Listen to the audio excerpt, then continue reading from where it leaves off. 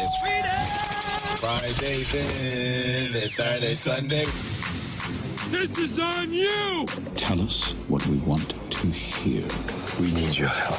We're gonna give it to him. Just Anthony. He's going to get it all. Let's get nasty on a Freedom Friday. It's the Fast Lane on 101 ESPN.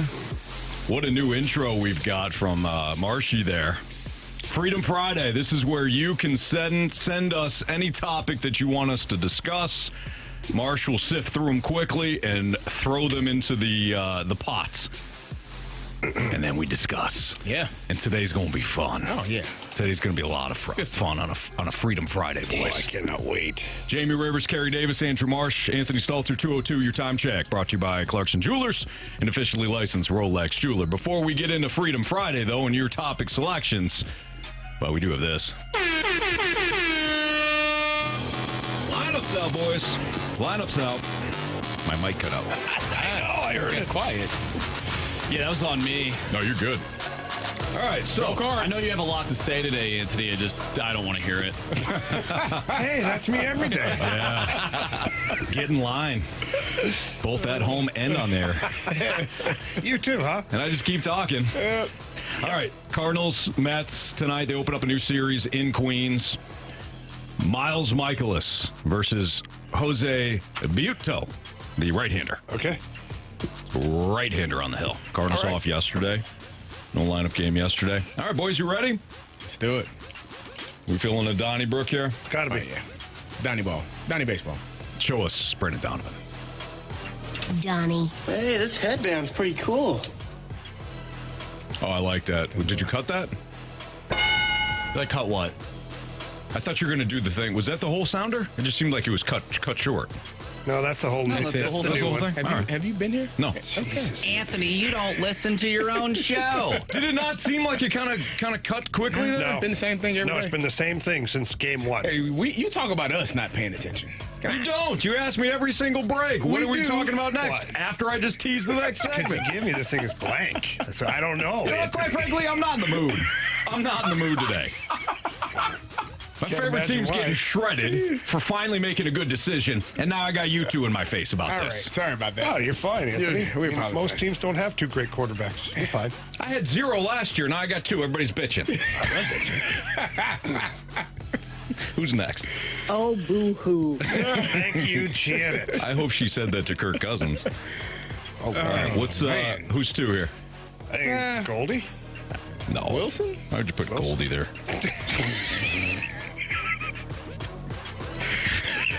It's a good point, Anthony. Contreras. Right? I would go Contreras over Okay, Goldie. Sure. Then go Show Contreras. us Wilson Contreras. DH. No. Check. So the last game they played, they won. Goldie was cleanup, and Nolan Arenado was here in the 3-hole. But that was against a lefty, right? So I think they probably are going back to Newt. I think the only reason they did that is because they were facing the left-hander. I can Tommy find it. Henry. All I did is recap what they did. The hell's your problem? I'm not talking about the Falcons. Did you see what they did yesterday? All I did was talk about what I think the next selection will be, fine. which would be Newt. It's fine. Go ahead. Show us Lars Newtbar. So angry. You're so What angry. makes you think she's a witch? Oh, she turned me into a newt. A newt. Got better. Now, this is Be careful, Anthony will get mad at you. Nolan Arenado. Yeah? Yeah. Go ahead. All right. Show us no. Don't look for his approval. Just go ahead. Oh, he's looking at a teammate. He looked at everybody. Teammates don't do what you've done already today. Show us Nolan Arenado. He's a Gold Glove winner and perennial All-Star. Oh, listen to Mr. Gold Glove over here. Come on. All right, 5-hole. Marshy, show us Paul Goldschmidt. Chalk. Yeah. Get my tub of chalk. Thought we were a team. That's all. Me too, Anthony. you Me got too. here? Till you scolded us 2 guys in a row. I didn't scold you. You don't understand how you're projecting your Falcons' misery onto the show right now. I like the pick. You just don't like. We'll get into it. Who you got here? Gorman. Oh, God. What do you guys think? I don't disagree. All right. Who are you thinking? Herrera? No, I'm just taking my time, Carey. You know, I don't want to be irrational. I know you are a Some little people. grumpy. I told you that in the office. You're grumpy. Yeah, you're. Thank you, Carey. Thank you. Don't start. He's been grumpy all Yeah. day. We got all this work to do. I said, for time purposes, Carey. I said, we got 5 FanDuels to record today. I wasn't mad. I was just like, hey, we got 5 FanDuels. Let's make sure we have time. Make sure you put Carey, when somebody's yelling at you for something, like Jamie just did to me, when he's talking about that I am projecting some anger toward him, it's usually how you're feeling inside. So Jamie is projecting his anger. We're here onto for you. us. I'm not even angry, guys. And you know what, Jamie? It's I am okay. thrilled. We're a team. I'm whistling zippity doodah out my butt crack right now. I am thrilled. Park's closed. Moose should have told you. All right. Whatever, Janet. So what are we doing? Gorman? Gorman. Sure. All right. Show us Nolan Gorman. Not great. Ivan Herrera? I think it's. I don't think it's Herrera. Do you, Jamie? I don't know. I'm kind of puzzled here. Who's Is it playing Righty second on the base? bump and Gorman not in the lineup? Is that what we're looking at now? Okay. Early. It could be Alec Burleson. Could be Burley or it could be Herrera. To me, it's one of those two guys. All right, you choose. Okay. I think it's Alec Burleson here in the 6 hole. Show me like it. Alec Burleson. Alec, we have a problem. Burley to the rescue. I don't know what he's playing. DH today. DH. All right. That's my guess.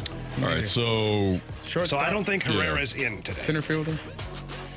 Winn. I could see Winn here. That would make sense. 7. Go for it, Anthony. Show us Masyn Winn. No, no, no. Okay. Is it Popcorn here?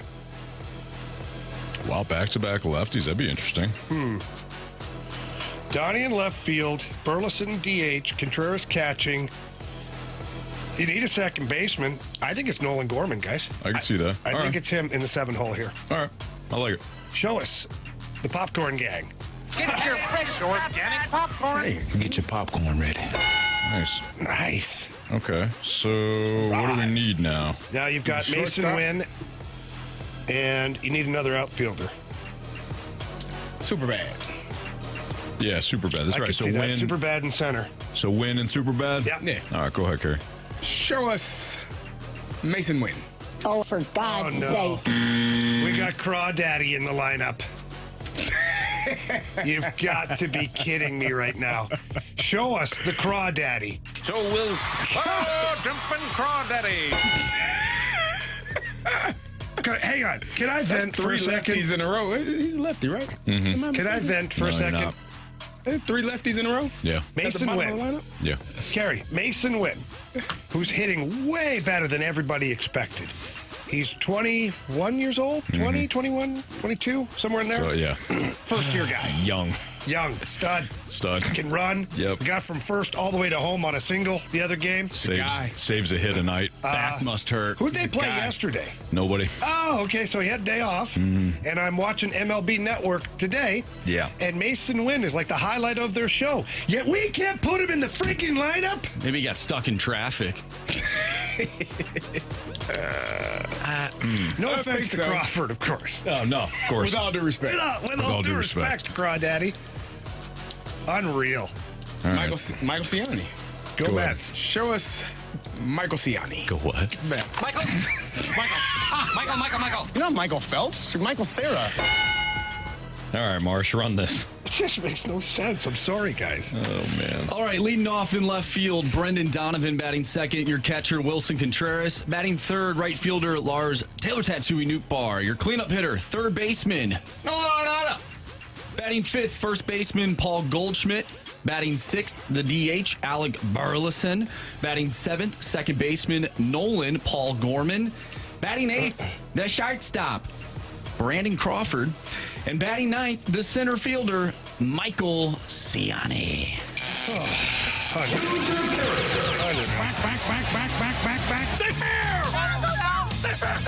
Phil! I don't believe what I just saw. Home run. Okay. All right, boys. Jamie You have 4 points now? Yeah. And Marsh with 2. Carey with 1. I got the old goose egg. So, Jamie, you're first. Okay. Let's see here. I believe Lars Nootbaar hits one today. Okay. I'm going to go with Alec Burleson. I almost went that route, too. Damn. He's been hitting the ball hard, gentlemen. Yeah, he's been really good exit velocity. Would you go with Jamie Newt? Yeah. Is Newt a 2-pointer? Yeah. Yeah. I think. Yeah. He is. I'm just going to go Wilson Contreras. Big money style. Anybody got any Ding Dong Johnsons? I don't think they faced Buto, have they? Look, Anthony, let's be real here. Odds are the Cardinals aren't hitting a home run They today. have not faced them. Yeah. No, you're right on that. I don't know. Give me Nolan Gorman. It's a solid pick. Thanks. All right. It's Fastlane on 101 ESPN. It is a Freedom Friday, which means that you, via the Air Comfort Service text line, 314-399-9646, or via the Snake Pit, which is our Air Alliance Team YouTube channel at 101 ESPN STL, or a mic drop via the 101 ESPN mic drop feature. You choose the topics today. That's what we do every Friday, last Friday of the month. We call it the Freedom Friday because it's freedom for you to make the decision on what we're going to chat about. So a lot of different directions we can go, and we'll allow you to set the stage for us next here in the Fastlane on 101 ESPN.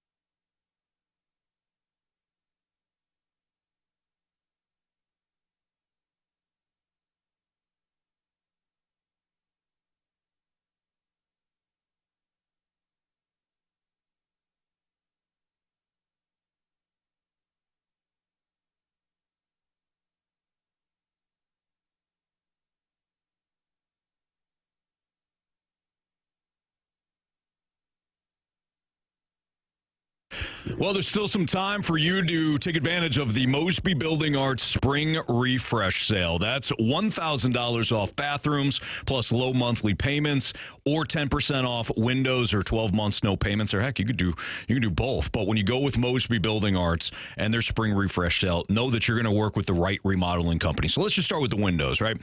Some of the reasons to get new windows in homes: energy efficiency. Old windows, they're drafty, they let air in and out, and that's certainly not favorable, especially as we get into the summer months. You don't want that cold air to be leaking out consistently, and then of course your energy bills are skyrocketing. Leaky windows, you know what that's all about. That's self-explanatory. But more features: windows that are easier to clean, have screens. You can make sure that if you got some foggy windows because there's some damage there, you replace them. But to go with Mosby Building Arts, trust that the process is going to be done right. Trust that you're going to work with the experts that are going to measure correctly. They're going to sit down with you to make sure that you love your project, whether it's new windows, new baths, new kitchen. They help you design the look that you're looking for. 10-year workmanship warranty, expert craftsmanship, and they wait until all of the products and everything that are in for your project are in stock before they get started. So they're not just going to have somebody come out to the home and then they're still waiting on a cabinet or still waiting on whatever it may be that they're working on at your home and delay the project. Not with Mosby Building Arts. But again, there's still plenty of time next 4 or 5 days here to get in on their spring refresh sale with Mosby Building Arts. Give them a call, 314-909-1800, or visit callmosby.com.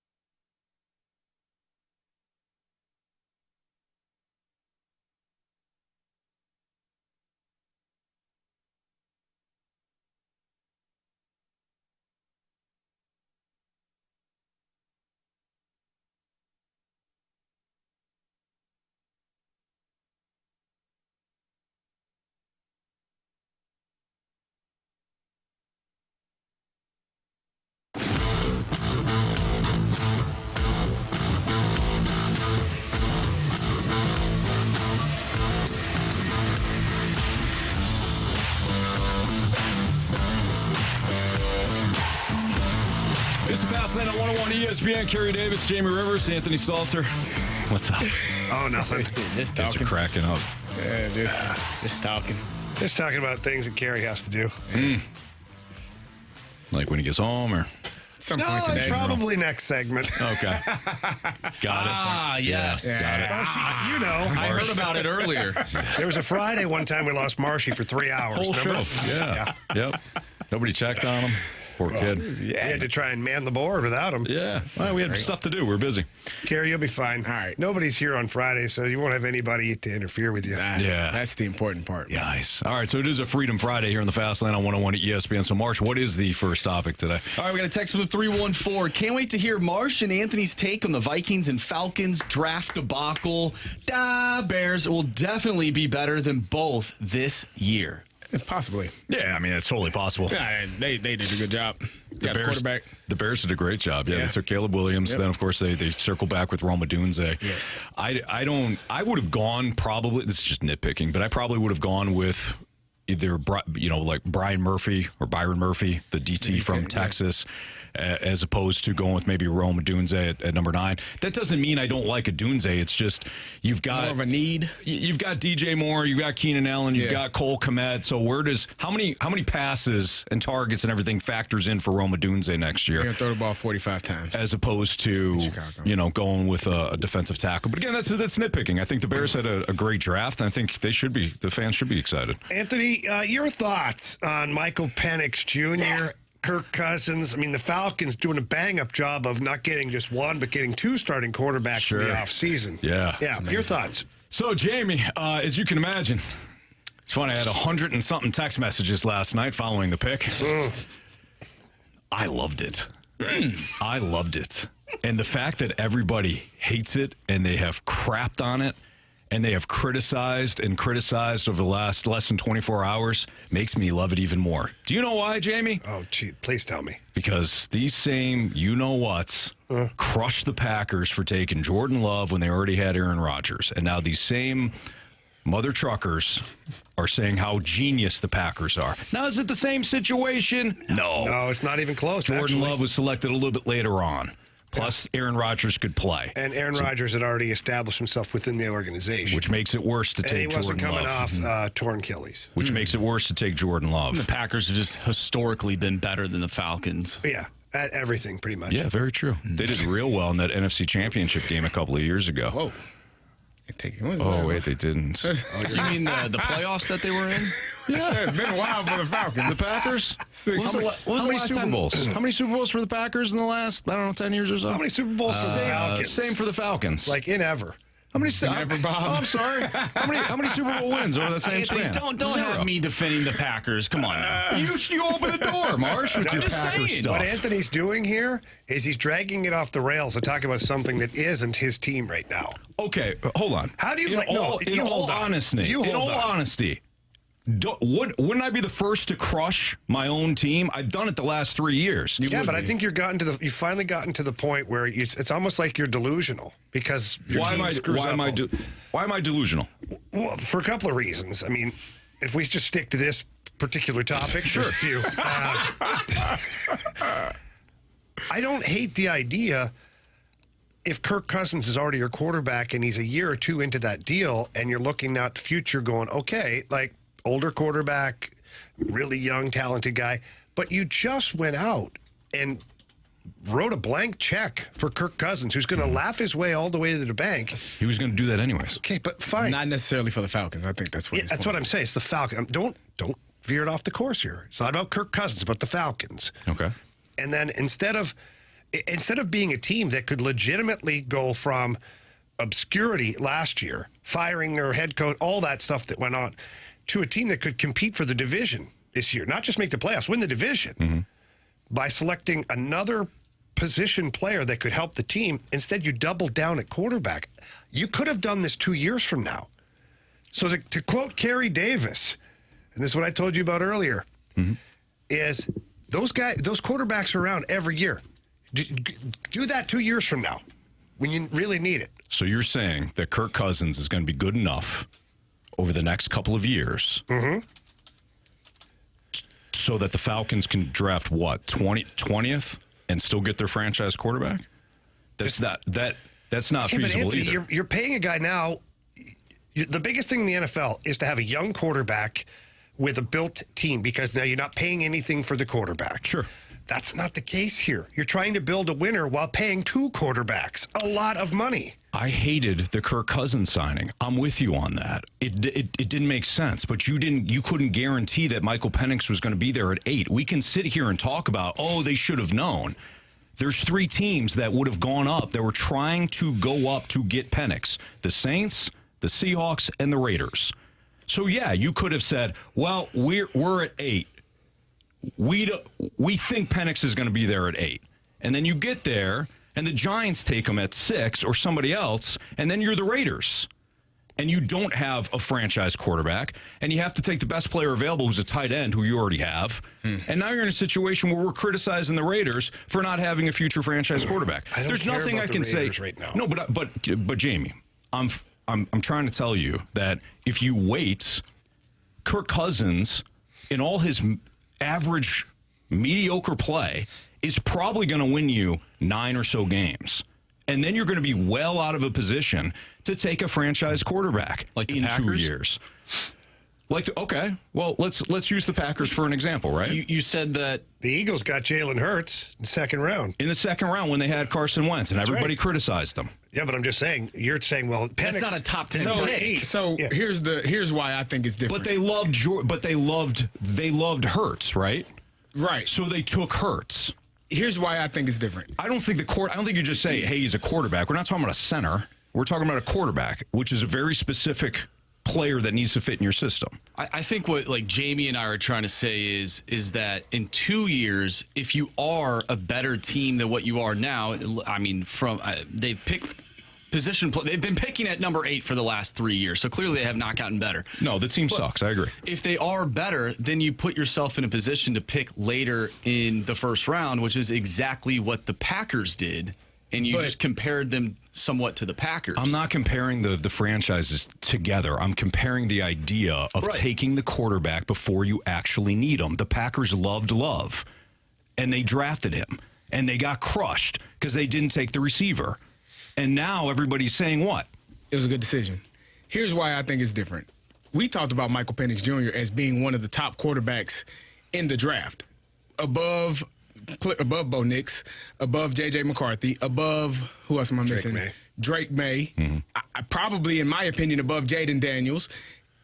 When I watched him play, he, to me, looked like, we talked about it, one of the better quarterbacks, if not the best quarterback in the draft. So if you can get that type of talent at that spot, knowing that at some point Kirk Cousins, probably in 2 years, is going to move on, and you got 2 years of development for a young, talented guy like Michael Penix Jr. And other than the financial, that they've put into Kirk Cousins, I would almost say that Michael Penix Jr. could be the starting quarterback.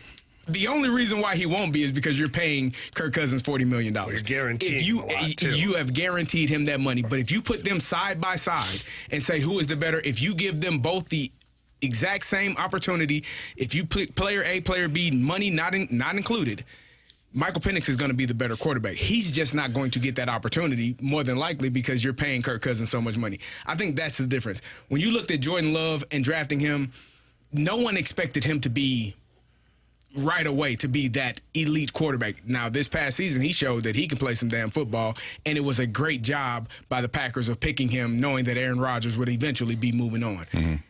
Michael Penix Jr. is a guy that, as you said, teams were going to move up to try to draft. Nobody was moving up to draft Jordan Love, because if they were, they would have.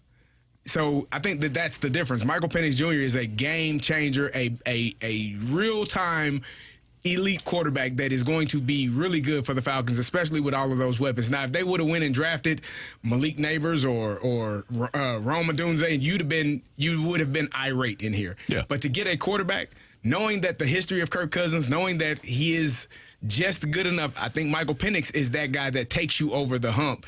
And they'll find some other pieces later on in the draft, and maybe some other ways before the season begins. My biggest issue with it, excuse me, my biggest issue with it is I don't disagree in theory of what either of you is saying. Mm-hmm. I look at it as a complete mismanagement of your team, though, to have gone and signed Kirk Cousins for as much money as you have. But you had to. Fine. But you signed him for all of that money.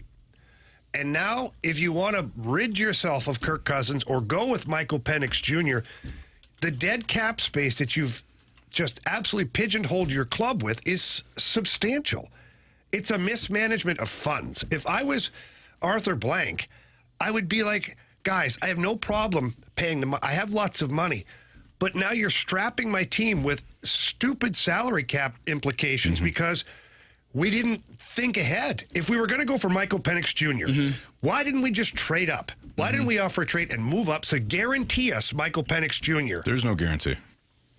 Right. Sean Payton, look, Jamie, I know what you're saying, and you're right. Let me concede one point here. You're absolutely right. It is a mismanagement because instead of $90 million in guaranteed money that they could have used on a defensive end in free agency or whoever, you're absolutely right. Atlanta should be crushed for that reason. I completely agree with you on that. They should not have signed Captain Average for $90 million. And good for him and his agent for once again holding an organization hostage. He's done this twice now. Maybe 3 times. 3 times maybe. He will again because his agent has a lot of photos on apparently every owner and every GM in the league.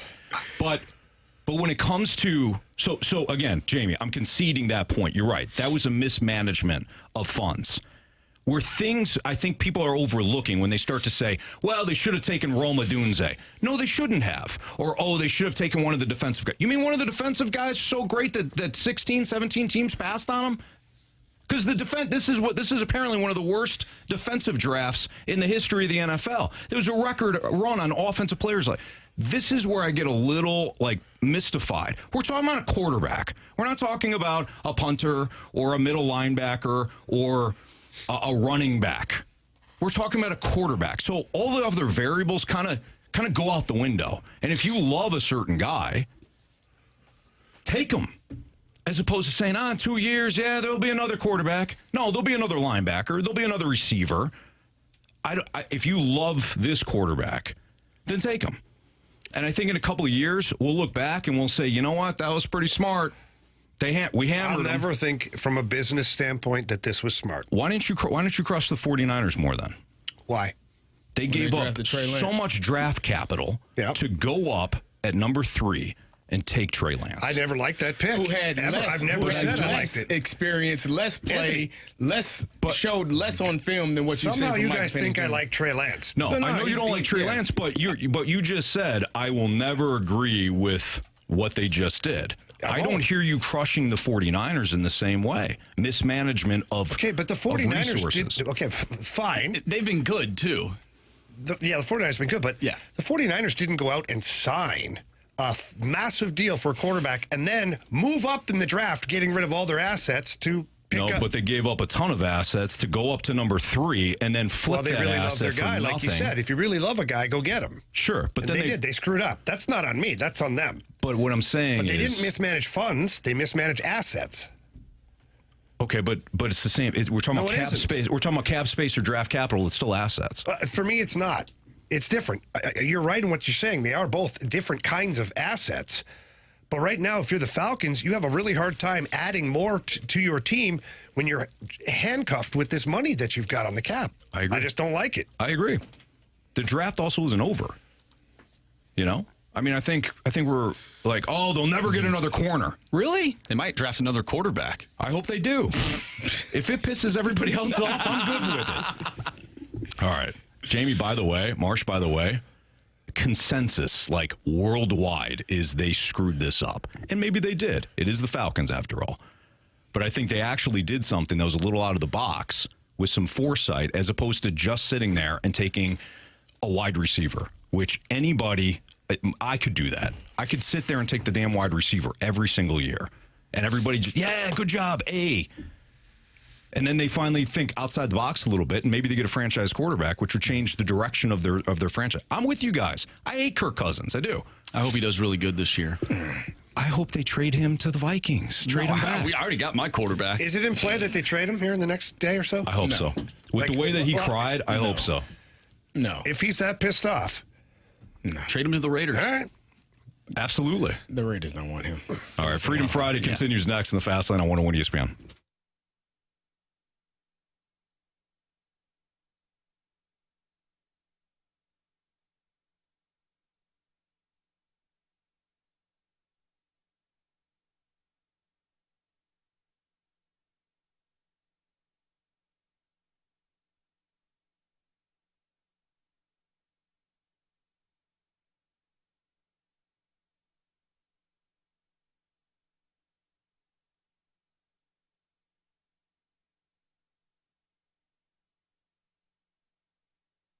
Gentlemen, the NBA has had some awesome games here recently. Every night is an adventure. And FanDuel, America's #1 sports book, they want you watching those games. They want you in on the action. And new customers to FanDuel, this is an awesome time for you because all you have to do is sign up to FanDuel and place a $5 bet, and you get $150 in bonus bets, win or lose, Carey, to use during these playoffs. Yeah, Jamie, you can bet on three-pointers made in a game, the over and under point totals for a game, first basket score, and so much more. You got the Timberwolves and the Suns. The Suns down 0-2. Kevin Durant needs to be over in points tonight. I would go for that because if not, they could be down 0-3. You can choose whatever you want. Just go to FanDuel.com/fast to get started. That's right. Again, FanDuel.com/fast to get started, and then your $5 bet. When you place that, you get $150 in bonus bets, win or lose, to use during the NBA playoffs. All courtesy of FanDuel, the official sports betting partner of the NBA. Must be 21 or older and present in Illinois. First online real money wager only. $10 first deposit required. Bonus district is not withdrawable bonus bets that expire 7 days after receipt. See terms at sportsbook.fanduel.com. Gambling problem, call 1-800-GAMBLER.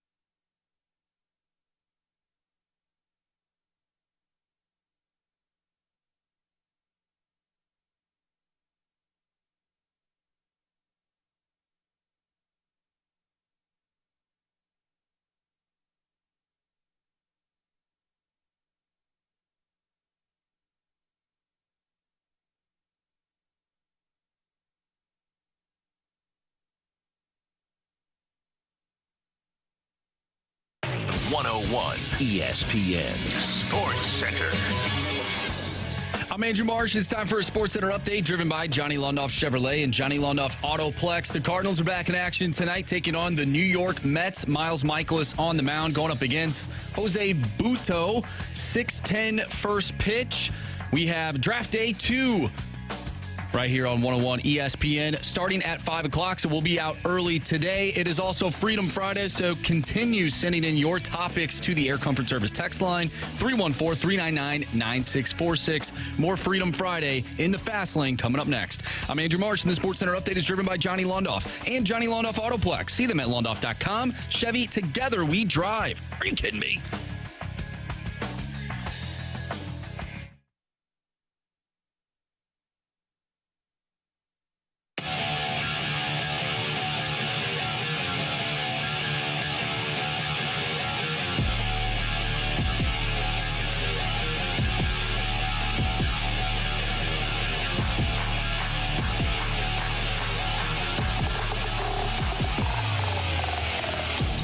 It's the Fast Lane on 101 ESPN. Jamie Rivers, Carey Davis, Andrew Marsh, and Anthony Stalter. It's a Freedom Friday, which means you're picking out the topics. We'll have to make this one a little shorter, but go ahead, Marsh. All right, from the 314, could you compare the Falcons' draft pick to the Cardinals' signing of Sonny Gray? A good move in a vacuum, but not enough to improve your current team. Also, what the hell are the Bills doing? The Bills, I have no idea. I'll let you guys talk about the Bills. Tanking, probably. As far as Sonny Gray's concerned, I think that was an awesome signing. He's exactly what you needed. I don't know. What, you're going to allocate the money somewhere else and do what? Like, the number one thing you needed was pitching. Sonny Gray has come out and pitched like an ace. I mean, yes, but in football you can't play two quarterbacks. So yeah. Yeah, but I'm not comparing it to Sonny Gray. No, I agree. No, yeah. It's not the same. I think when you talk about the Falcons, again, you pick the best player on your board, and if it happens to be a quarterback and you just sign a quarterback to $160 million, so be it. Yeah. Do what you got to do. I think they should be criticized for the Kirk Cousins signing. I don't think they should be criticized for the Penix draft selection. You may not have had to spend that much money because, again, I mean, Marshy can tell you, Kirk is going to give you what he's going to give you. Mm-hmm. And is he worth $40 million a year? No. Probably not.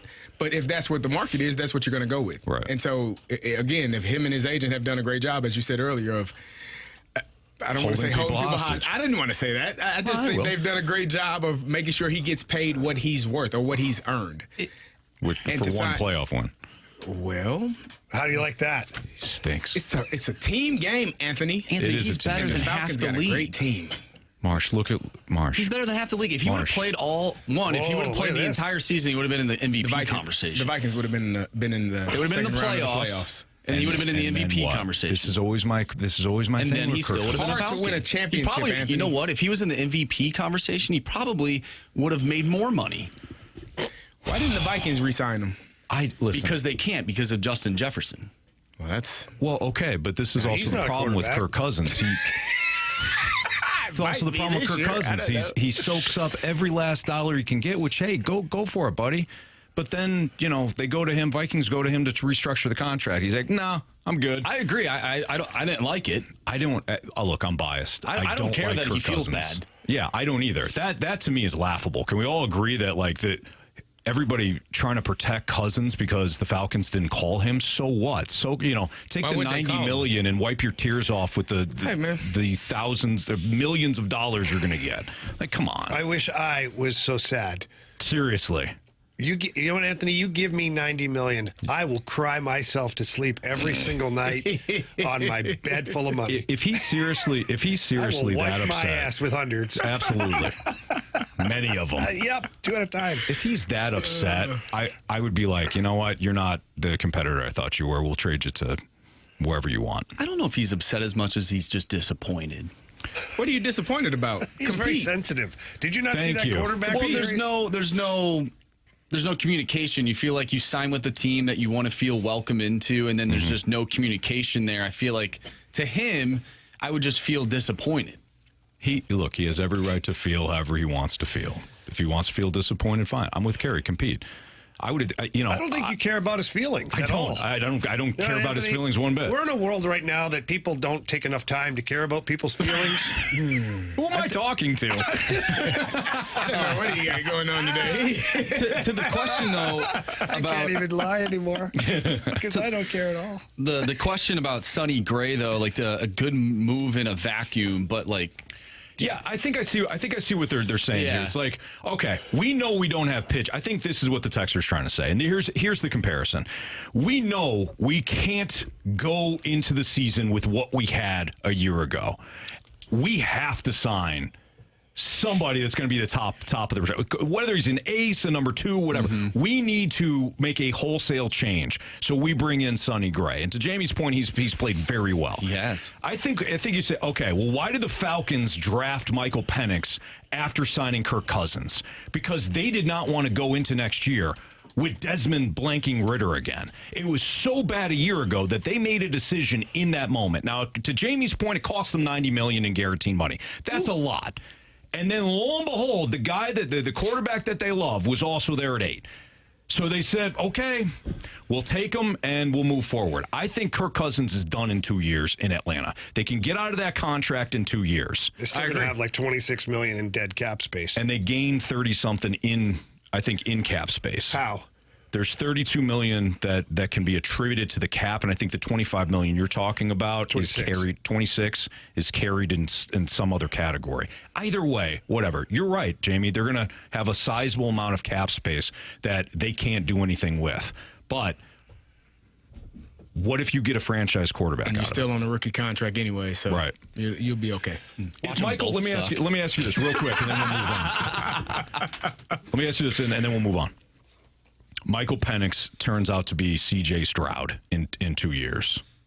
Does any of this matter? What if he turns out to be Zach Wilson? Then everybody in that organization is fired. If he turns out to be Zach Wilson, you did a good job by signing Kirk Cousins because he's going to be there for the first 2 years anyway. I know, but at some point you're going to have to give the ball to him. At that point, so in 2 years, when you get rid of Kirk and you give the ball to Penix Jr., what if he goes out there? No, you wouldn't give it to him. I mean, you would allow. Well, then you'd be back in the quarterback bin. Nah, Kirk Cousins would still be your quarterback. I think if after 1 or 2 years, Michael Penix is not progressing in the manner in which. How the hell did Zach Wilson get the ball anyways? No matter where he was. It was the Jets, and he was the only thing they had. You don't think they knew he sucked? They barely wanted to play him after they saw him. Yeah, Mike White was starting. They didn't want to play him. You're old Smitty. But I'm saying they drafted him to be their starter. In this scenario, it's the same got a starter for at least a year or two. And you can figure it out. All right. And if Michael Penix sucks or he stinks, then you Kirk Cousins is gone in 2 years. You'll be right back in the same problem. But Kirk won't be gone in 2 years if Michael Penix stinks. That's what I'm saying. But you can't officially give the ball to Penix if Kirk Cousins does exactly what Kirk Cousins does and just put up good numbers. Nothing flashy. Doesn't really. And 2 years from now, and you're the organization, you go, okay, here's why it's Penix time. The Packers Kirk, knew. See you later. The Packers knew what they had. Damn it. The Packers knew what they had in Jordan Love, which is why they were comfortable letting Aaron Rodgers go. They saw enough, whether it be in limited time on the field, in practice. They saw enough to say, yeah, the old guy is done. Let me get this young guy an opportunity. It'll be the same thing with Penix. If he stinks in those first year and a half, and they're like, he's not ready. Kirky, you're with us. We got you for 4, big guy. That's what it will be. All right. And you'll move on in that way. Yeah, I could also see Penix playing earlier when Kirk Cousins gets blown up because the offensive line sucks. The offensive line is actually pretty solid.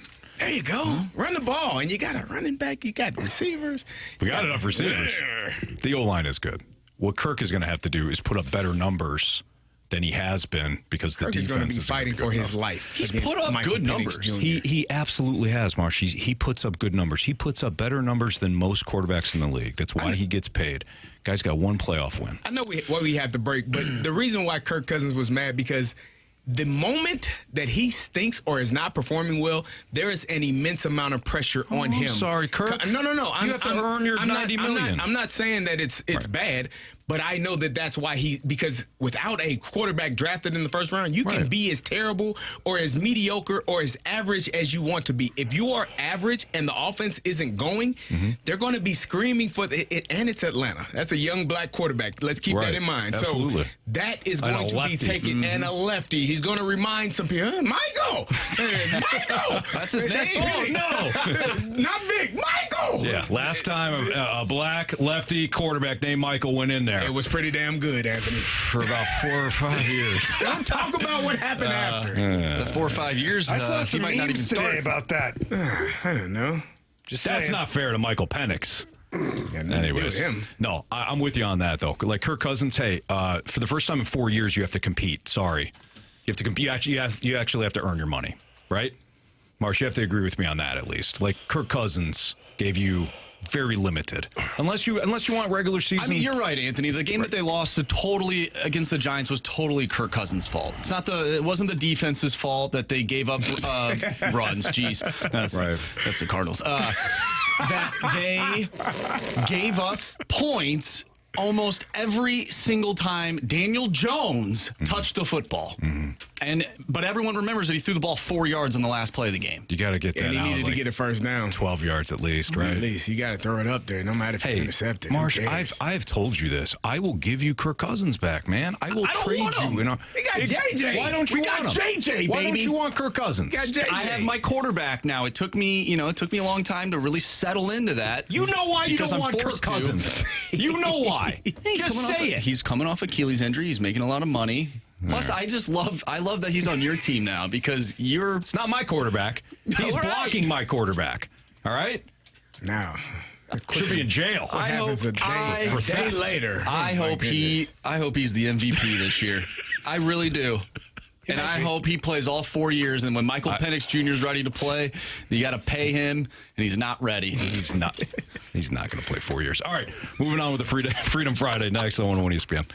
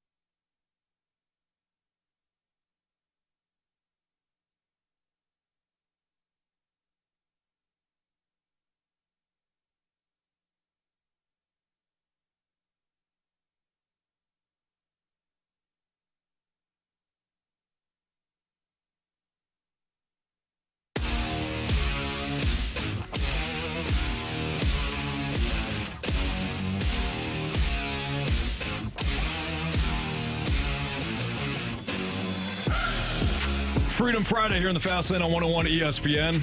What's our next topic, Marsh? All right, so we played the lineup game earlier. Masyn Winn's not playing today. What? Yeah. What? Who decided that? I don't know. Ollie Marmol, I guess. Probably the Atlanta Falcons. Cousins. All right, so we got a text from the... if they're so bad at everything they do, why is everybody just assuming then that they would make the right pick if they didn't go with Penix? Oh, they could have got help. They can't tie their own shoes, but they would have taken the right defender. It's a cop-out. Stop. Hey, you know what? When Michael Penix is a stud in a couple of years, Jamie, I don't want to hear anything out of you. I don't even care if he's good or bad, Anthony. I'm going to get you a T-shirt. I'm not even asking for you guys to wear my be jersey. terrible at all. I'm going to get you a It's a waste of money. When the Falcons go to the Super Bowl, I'm going to wear my jersey. Yeah, Carey. Yeah. Go ahead, Marsh. Play for the Falcons. All right, so from the 573, Marsh, how about the Crawdaddy, the coldest bat on the Cards team currently, getting the start over the two hottest bats in the Cards org, Masyn Winn and Jose Fermin, let's not forget. Winn getting the day off after an off day. Yes, crazy. It makes no sense, but they've done this multiple times this year already. So frustrating. Yes, surprising. No. But... Fermin, shortstop, just called up, hottest bat in the org, sits on the bench for Crawford, 3 question marks. Is the organization just trying to confuse us with how smart they are, or is it just plain dumb? It's probably the latter. Fermin's a shortstop, or is he an outfielder? He's a shortstop. He's an infielder. He's yeah. Okay. Utility. He was absolutely murdering baseballs down in AAA. So much so that he pretty much forced the Cardinals to call him up. Why the hell is he not in your lineup? Like, I'm completely beside myself in wondering, why do the Cardinals feel like Crawford has to get reps? Why? Because he has to get reps. No, but why does he have to? Why? Because they told him they were going to give him reps. But so what? There's a lot. Carey, you never been told something by an organization? I definitely have. And they lied to you? Yeah, I definitely have. Me too. Choked the hell out of you. We're going to take a quarterback in the later rounds. Nothing to worry about. I'm just saying. I agree. It's a mismanagement of the roster. Like, what does Corey Crawford... Brandon Corey Crawford, the goalie. Yes. We got another one. We got him. It's not just Carey tonight anymore. It's Jamie. Yeah, but yes. Corey Crawford's actually a human. Doesn't matter. He's a human being. What did I say yesterday? Who did I say? I said Turner Gill and Bobby Abreu. Oh, you said Mike Tomczak. No, I didn't say Mike Tomczak. Yeah, you did. He said Jim McMahon. Jim McMahon. He's a real person, too. I got different Bears quarterbacks. I said Mike Tomczak. You said Mike Tomczak later on. Yeah, the Pittsburgh Steelers head coach. So, if you're listening, we Brandon apologize. Crawford, as we get back here, Brandon Crawford, what does he bring to your team? Nothing. He can't even get around the infield anymore. I mean, we brought that up before. I'm not going to go back down that road because maybe he's suddenly changed. You know, he had a time. There's a guy that played in the NBA that one day looked a little heavy and the next day looked like he was 40 pounds lighter. James Harden. Yeah, maybe that guy. Yeah, that's him. Yeah, no. So I'm just perplexed as to what the hell they're doing. I don't get it.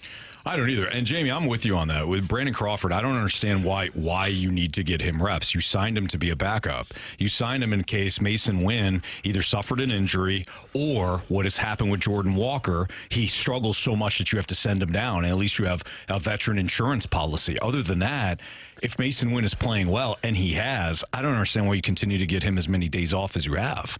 It makes no sense. Play the kid. And but you know if he's what? Hurt, you're 9, play the other guy. Right. And you're 11-14.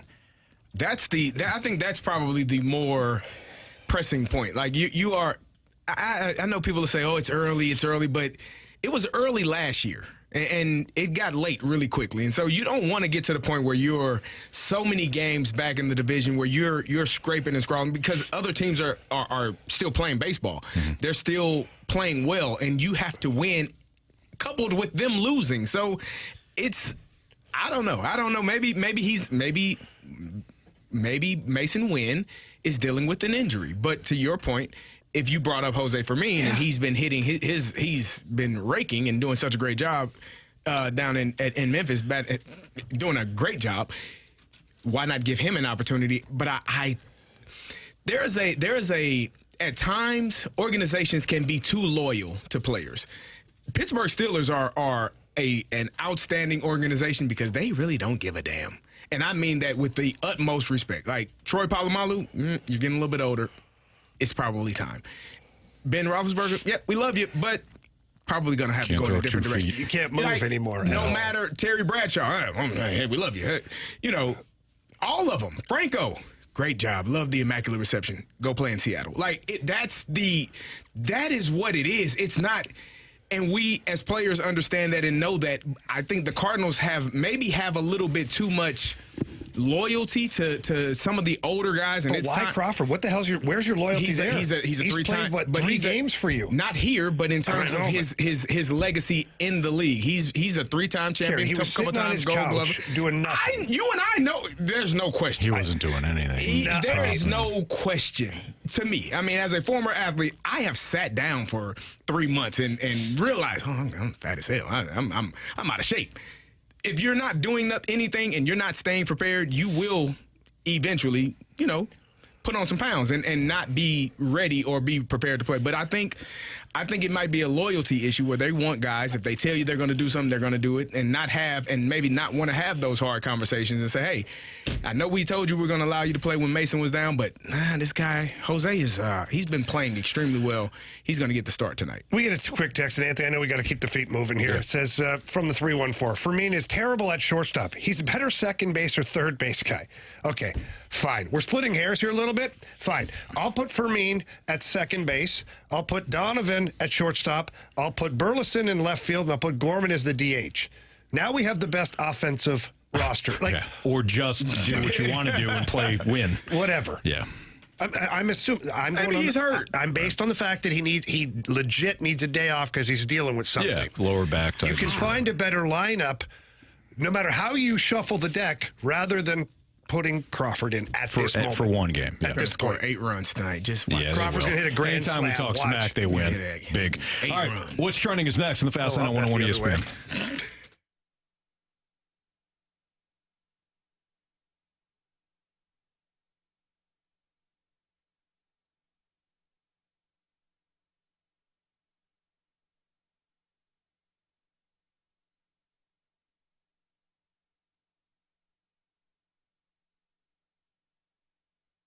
If you need a ride, head out to Auto Centers Nissan this weekend and check out their great incentives that they have on new select Nissans.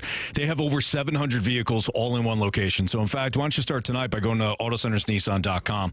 Peruse the vast selection that they have. And then when you head down to Herculaneum, don't forget to tell them Stalter sent you. But they'll tell you about the no down payment needed and the 3 months of no payments as one incentive. They'll talk about the 0% APR and payment terms of all the way up to 84 months as another one. Up to $5,000 off MSRPs. This is on new Nissan Pathfinders, new Nissan Rogues, new Nissan Altimas. Whatever you're looking for, Auto Centers Nissan, they have them. And they've got pre-owned vehicles, too. And they don't just sell cars. They create that unforgettable experience, one happy customer at a time, which includes giving you that exclusive lifetime warranty and the 30-day return policy, or 30-day return promise, I should say. So at Auto Centers Nissan, they'll hook you up with the best available pricing. They'll have the wide selection for you, and they give you different ways to finance the vehicle, too. In fact, they finance everybody that walks through the door. AutoCentersNissan.com or out in Herculaneum, Auto Centers Nissan.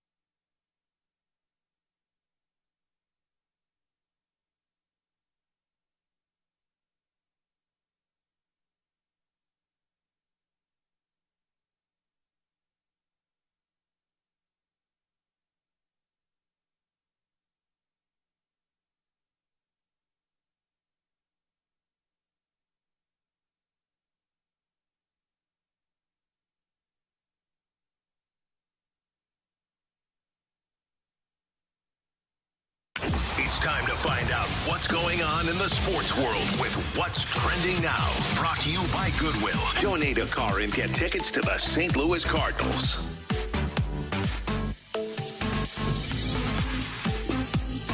Welcome back to the Fast Lane here on 101 ESPN with Carey Davis, Jamie Rivers, and he must be upset.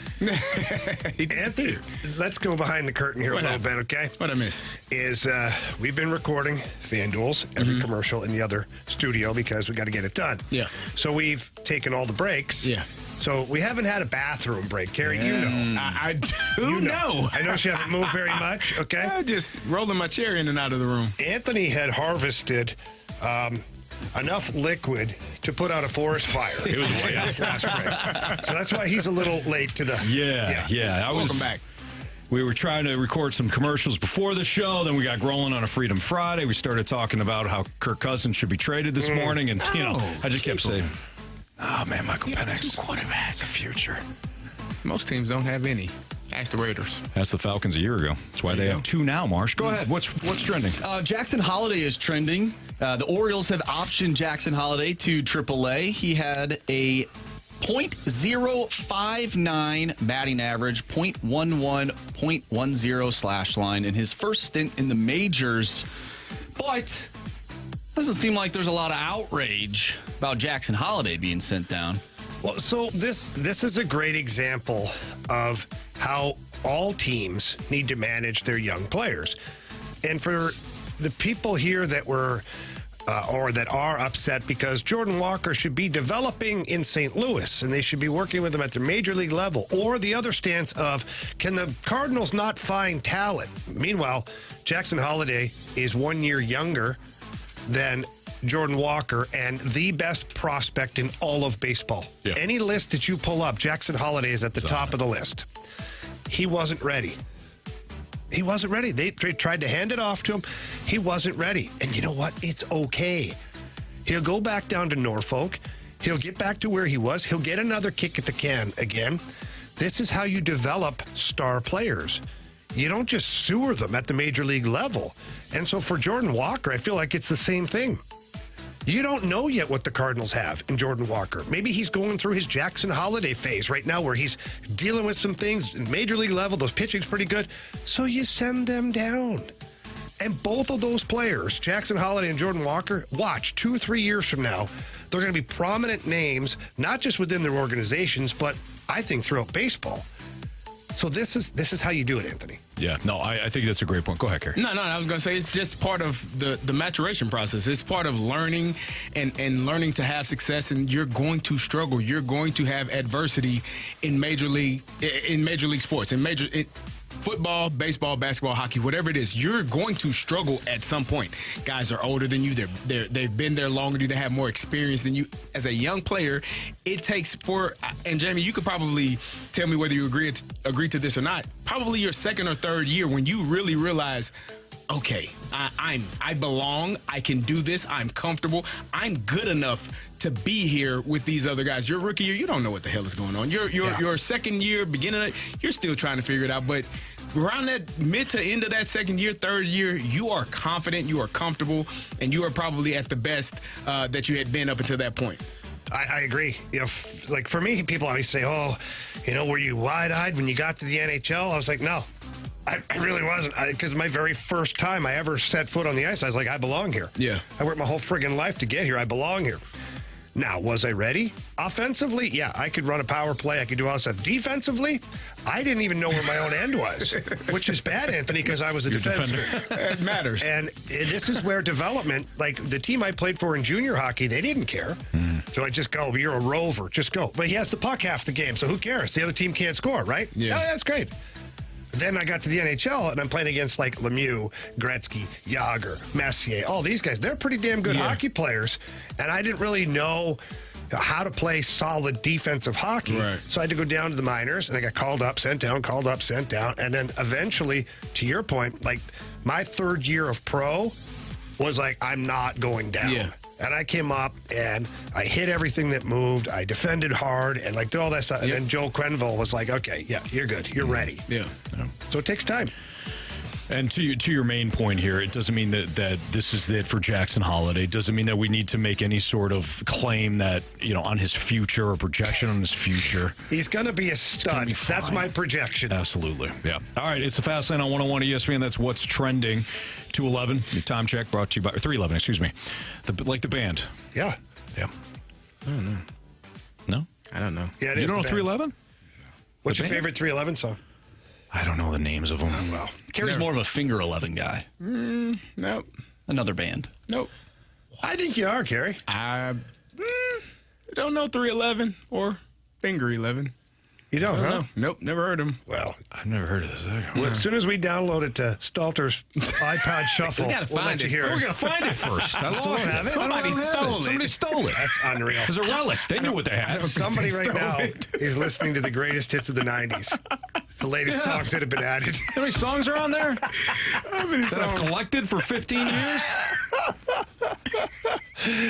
That thing's worth more than money, okay? And it's gone.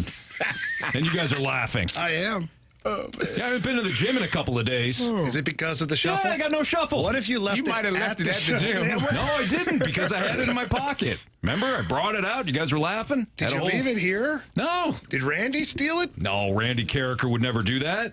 I might look at it and go, hey, I know how to work this thing. You guys have, You stop. you guys never heard of finger 11? I have. No. What about Five Finger Death Punch? But I seem to be struck by you. Oh, I've heard that song. Make you Yeah. move. Yeah, I've heard that Paralyzer. song. Got it. I don't know the name of the group until now. Didn't know. Finger 11. There you go. More tremendous content next on a Freedom Friday here in the Fast Lane on 101 ESPN.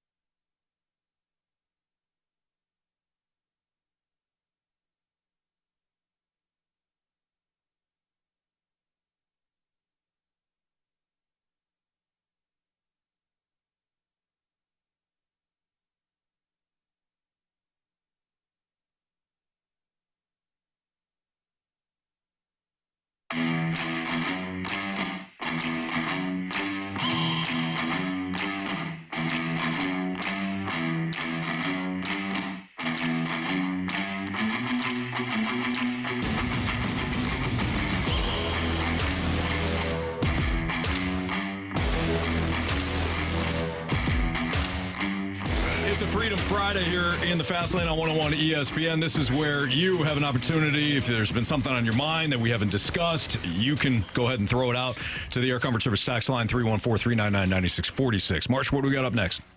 All right, from the 636, what's a winning weekend for the Cardinals? Is it pitching or offense looking good? Is it defined by a series win? Considering they just beat the Diamondbacks in a series and it did not feel like a win. Well, it didn't feel like it because of these guys. It should have felt, right? It didn't feel like it because of these guys. Because of these guys. It didn't feel like it because you got drubbed 14-1. They won 2 out of 3. It's a series win. They won the last one. All right? You win more of those than you lose. You're probably not in the basement of the NL Central. It didn't feel right because they got to the rubber match and you wanted a sweep. You couldn't get a sweep. You got the hell beat out of you the night before. It never feels as good when you got the rubber match that you're dealing with, you know? Because at this point, you need a sweep with where they're at in the standings. You don't actually need a sweep. You can win 2 out of 3. As long as you're winning series, you're good. Now, you don't want the 14-1 stinker, which is what you two were hell-bent on, wanted to bring up, and we had just won the game while we were sitting here talking about, well, we lost now. Hey, we just won. Sounds like the front office has gotten to you, Carey. Hey, listen. You just accepted. Oh, here we go. It's perfect today, too. Jeez, draft I heard going this on. 32 times last night.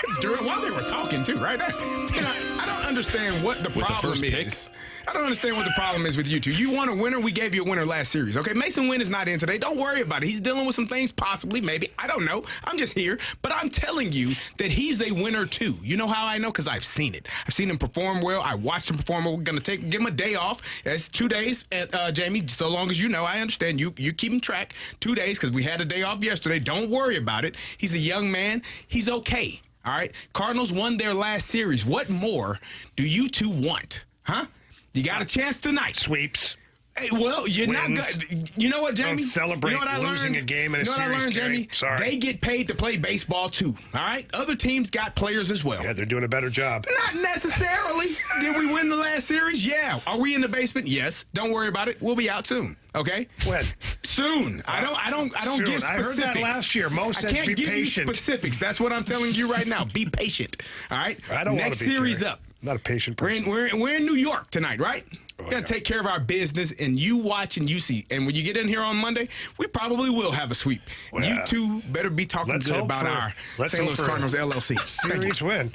We got a text from the 980. Marsh, can you check the parking lot and see if CD all of a sudden has a new vehicle outside? Something tells me the DeWitts may have sent him a present. I saw him drive that red Corvette golf cart. Yeah, I thought that was interesting. Corvette that you saw me pull up in. It's Auto Center's Nissan. Yeah, no kidding. Would have got yourself a great price on a reliable vehicle. There's no doubt about it. Head out to Florissant, Missouri, or St. Peter's for the new Londoff Autoplex. Absolutely. Londoff Chevrolet. Great deals over there, too. Yeah. Either way, Carey didn't have to go out there because You don't need one. The DeWitts got you. yeah.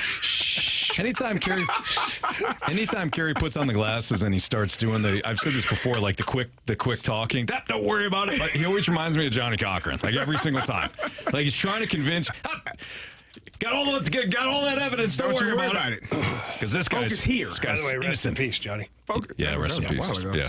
Condolences. That was quite a while ago. But He's still fresh. Yeah. You gotta be careful. Sure. You know, guy like Johnny Cochran to come back and haunt your dreams. He probably would. Yeah. Absolutely. No thanks. I'm good. He's competitive. He We'll wants to talk win to it. you all on Monday and see after this Cardinals win a series All right. and sweep. In all seriousness, going back to the topic, As you pray. just take series. Just take series.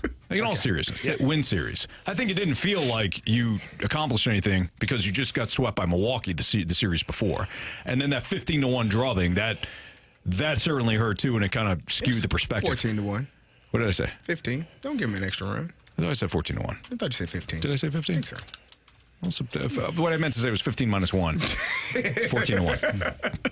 Anyways. It was a lot. Just two touchdowns. Don't worry about it. Don't worry about it. It was such a horrific loss. You can say whatever you want. Nobody saw the end of that. Carey burned the tape, so he can't remember. That's why I don't even remember it. Yeah. But in terms of like, what does it look like? Pitching, hitting, preferably an entire baseball game where you have all 3 phases or 4 phases working for you. Pitching, defense, offense, bullpen. Starting pitching.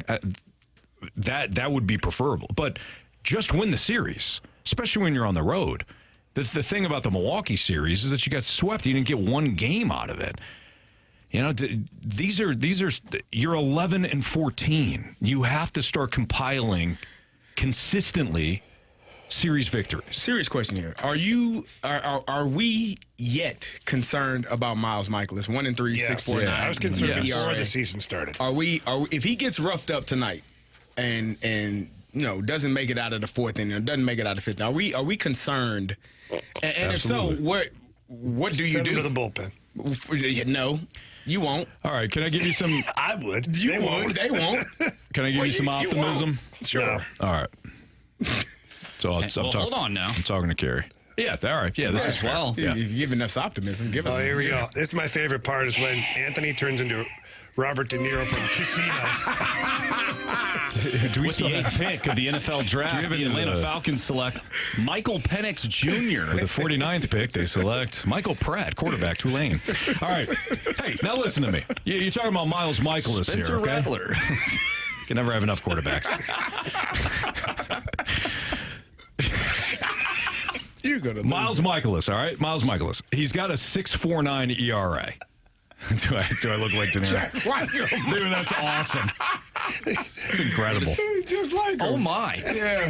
We should get We're going to do a side-by-side. We need the Robert Kraft button down. All right, can I say this Yes, about Miles go ahead. Michaelis? Because we get About our Cardinals. Can't unsee this. we get crushed. We get crushed all the time for not providing any optimism. So here you go. Miles Michaelis is a 6.49 ERA. Not great. But if you look at some of the advanced metrics that nobody likes, he's got a 405 xFIP. All right, so expected fielding independent percentage, which is actually a better mile marker projection than ERA. So what this indicates is that he's pitching better than the standard ERA numbers would indicate. Now, nobody cares about that. Nobody cares about that if you're not getting it done, if you're not producing. But at least the advanced metrics suggest that you should be pitching much better than what the numbers would indicate. Cool? No. And you feel better? I don't, actually. I don't. In fact, I feel worse That because didn't make me feel good at all. Anthony, you always told me you'd never lie to me, yet you just absolutely sewered me with lies. I didn't. Robert De Niro. Robert De Niro did. So there you go. Some of the other numbers for him, I mean, he's never been a high strikeout guy. I think the biggest thing, if you're looking at Miles Michaelis, the walk rate, 2.39. That's brutal. Like he has got to get the walks down, and his home runs per nine are 171. So if you're going to look at anything, he's never been a high strikeout guy. He's got to keep the ball in the yard, and he can't give out free passes. It racks up obviously like the the whole pitch count. rotation. I know. Except for Sonny that's Gray. not fair. It is. Sonny's been It's totally playing fair. well. Sonny Gray Steven is... Matz had those 3 good starts. Yeah. What did he do last time? Look, Harry, you tried to Got bombed. forget it, but I it did, happened. but you keep reminding me. 7 earned runs and 4 and a third. In fairness to Steven Matz, it was some of the best stuff we've seen out of him. Okay, so John Denton, by the way. Guys? I didn't even hear what he said. You missed it. I did. What did he say? I was reading John Denton. Oh, Jamie, you have to go back and check out the podcast. All brought to you by Dobbs Tire and Auto Center. Fair enough. I said, in fairness to Matz, he does the best stuff he's had. Best stuff. Clearly one of his best days as a Cardinal. Yeah, according to Ollie. John Denton reporting St. Louis Cardinals shortstop Masyn Winn said today is a scheduled day off. Oh, sweet Mary and Joseph. But wait, there's more. The club wants to give him 2 days off to limit the inflammation in his troublesome back. Winn said he had the choice of Wednesday or today off and wanted to play Wednesday with lefty Jordan Montgomery on the mound. Okay, a couple things here that I don't like, and what the hell? Let's get into it next here in the Fast On a Lane Freedom Friday? on Whoa. 101 ESPN.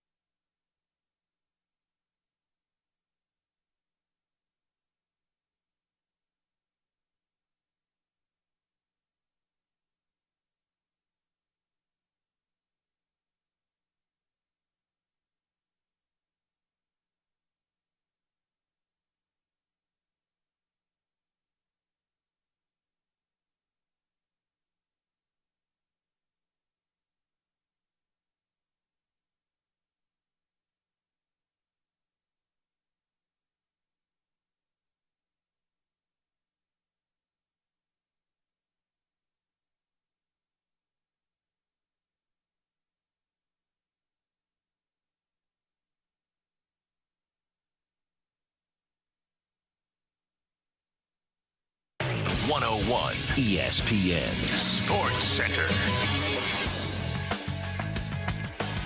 I'm Andrew Marsh. It's time for a Sports Center update brought to you by Saliga Heating and Cooling. The Cardinals take on the Mets tonight as Miles Michaelis takes the mound, going up against Jose Butto. 6:10 first pitch. We'll have draft day number 2 right here on 101 ESPN for you. Coverage starting at 5 o'clock, so we are off early today. If you missed anything so far from this Freedom Friday here in the Fast Lane, you can always go back to the podcast, which is on the website, 101ESPN.com, or check out the free 101 mobile app. Just head to the podcast page. It's all brought to you by Dobbs Tire and Auto Centers. It is Freedom Friday, so continue texting in all of your ideas to the Air Comfort Service text line. Even though Jamie wants to hijack Freedom Friday, we will continue to take your text, 314-399-9646. Freedom Friday continues right here in the Fast Lane. I'm Andrew Marsh, and this Sports Center update is brought to you by Saliga Heating and Cooling, an independent American standard heating and air conditioning dealer.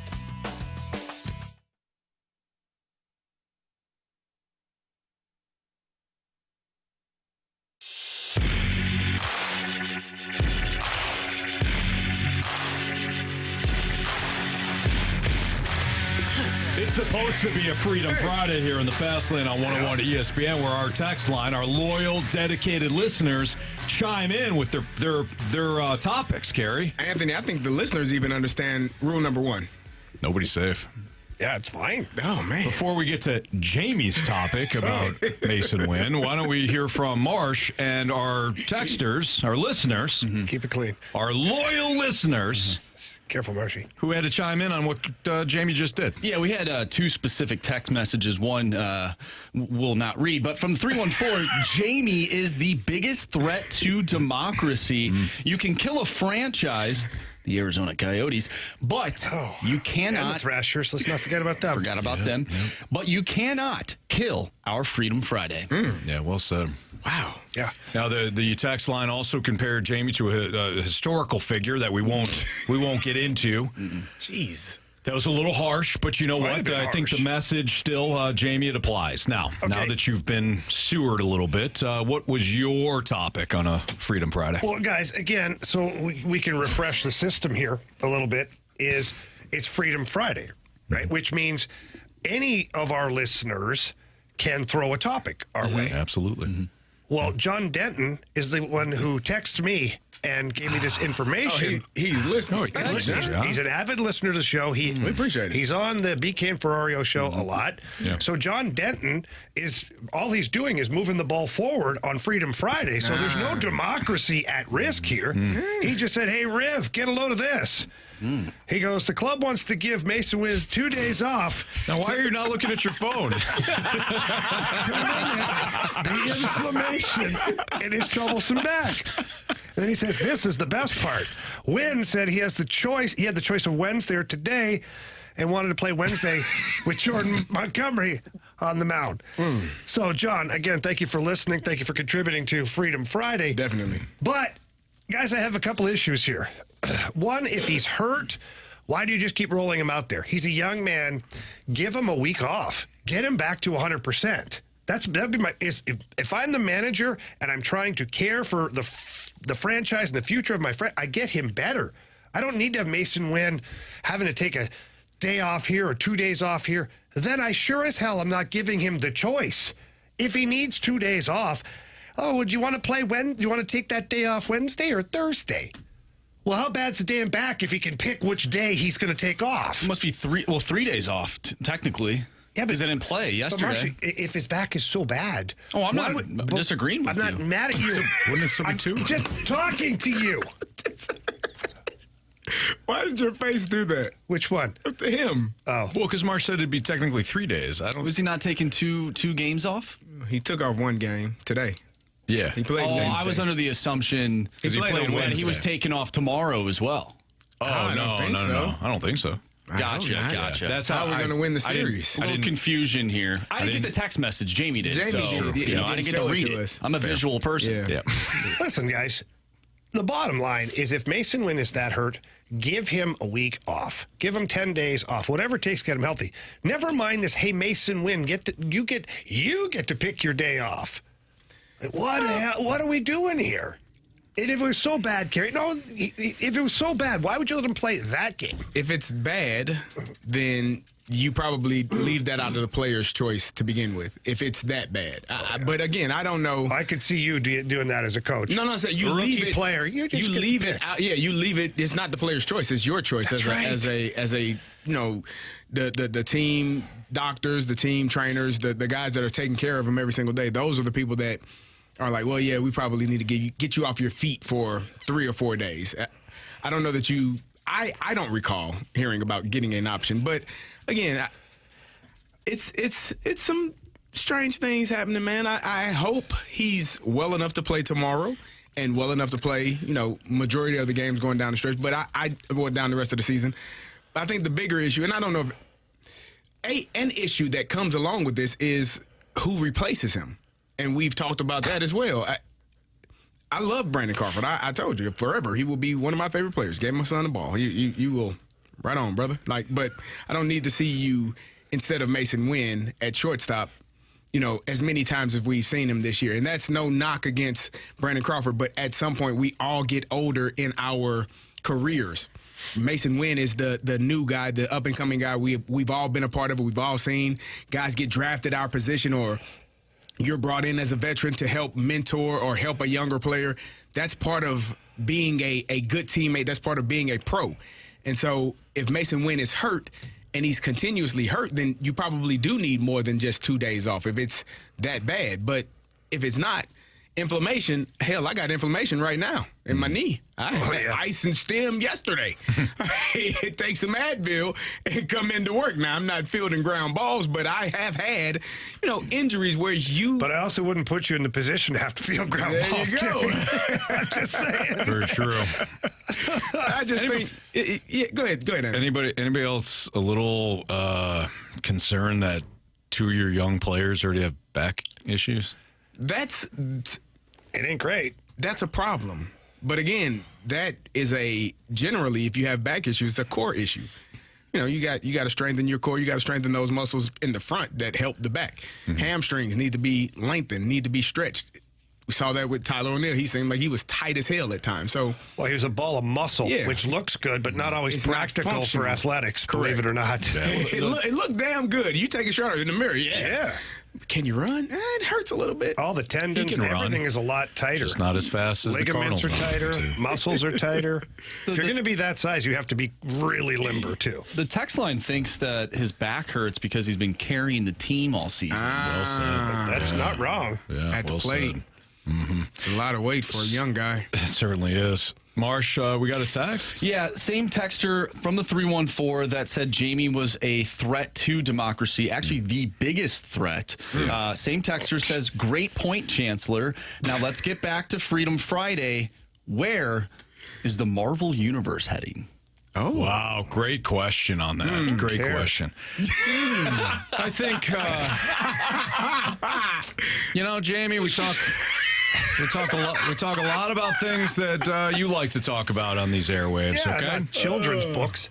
Children's books. First of all, it's a series of movies. Okay? For adults. Documentaries. No, I've seen those series, Carey. They look a lot different. Not that one. That's a different dress up. What's your problem today? I told you he was grumpy from the moment and I didn't believe you. I said, no, not our teammate. He said, Carey, I'm sorry I snapped at you because you're right. This guy's got a massive attitude today. He said, you see all these FanDuels? Not even close. FanDuel, first of all, I love recording. I'll do 100 recordings for you guys, okay? Trust me. Yeah, I love it. All America's NBA. number one sports You book. would think he's Kirk Cousins today. He's rolling in here all hot and bothered. Guys, here's I'll give you the truth, okay? One, I'm really not in a bad mood, but what happens on Fridays in particular for me is I think to myself, can't wait for tomorrow. Another show. I get to see my buddies, and I don't get to see you guys. for like 2 days. So Saturday and Sunday for me aren't days that I necessarily look forward to. Sure. So it's easier for me to deal with those emotions that I'm not comfortable with completely. Thank you for opening up. Thanks for sharing that. So I treat you guys like crap so that I don't like feel us. bad for not seeing you. I'll FaceTime you tomorrow. That's real mature. And we're off an hour early, too, so that's one less hour Jamie gets with us. We'll schedule a FaceTime. Schedule a FaceTime just so you can see me. All right. Oh, don't worry, you'll see me too. What time is that at? Oh, boy. Let's do our Sports Six-Pack next. 314-399-9646. So it's a Freedom Friday Sports Six-Pack, of course. Keep it rolling. On 101 ESPN.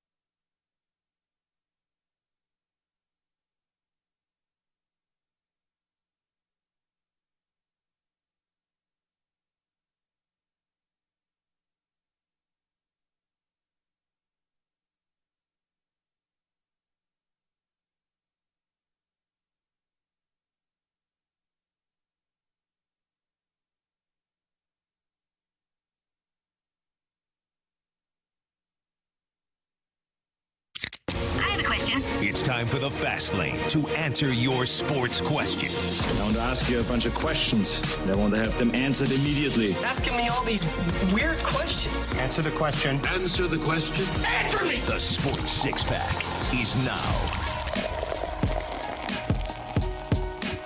Time for the Sports Six-Pack here on the Fast Lane on 101 ESPN with Carey Davis, Jamie Rivers, and Anthony Stalter. Andrew Marsh. Question number 1. All right, this is from the 636 Freedom Friday for Anthony and Marsh. Which sounds more painful, taking a stiff arm from Carey Davis or a check into the boards from Jamie Rivers? Both hellacious. I think the stiff arm It's going to be easier. is going to be a little easier to deal with. I can at least see that coming.